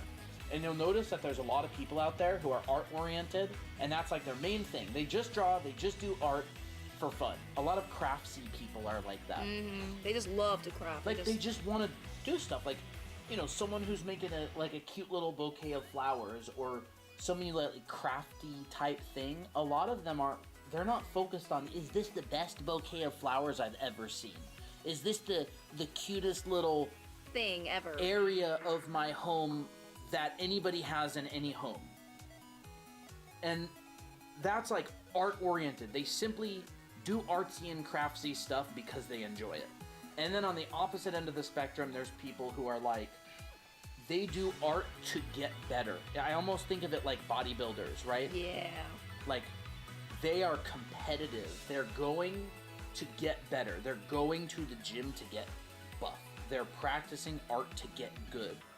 And I don't think either one is bad. Mm-hmm. I like to try and keep a balance between them. Yeah. Where sometimes I lean more towards, I gotta do these exercises so I can get better. And then I'll lean towards the other side, which is like, I just want to be artsy. Yeah. And well, artistic. Like, some people can't stay in that mode forever, yeah. Right? If you're in an improvement mode all the time and you're just like, I gotta get better, and then you'll burn out. Most likely. Most likely. I mean, that's your experience. And people can stay in that mode for years and then they really burn out. I think pretty much everybody has a balance of both. Mm-hmm. Some people tend to be way on one side or way on the other. And it depends on your personality type. Some people are competitors. Like, they compete. They just love competing. They love competing. And that's their lifestyle. And then there's others who they don't care at all. Nothing's a competition. They just do it because they enjoy it and it's fun, and that's it. Yep. And yes, Naomi is an OC. Yup.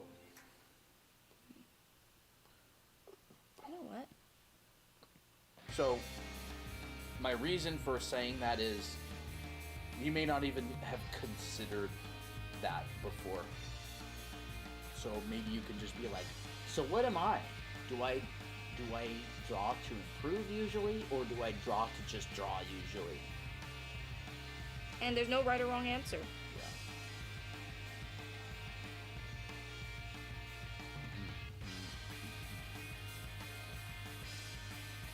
Any tips on building a portfolio? I'm trying to get into this design school for high school.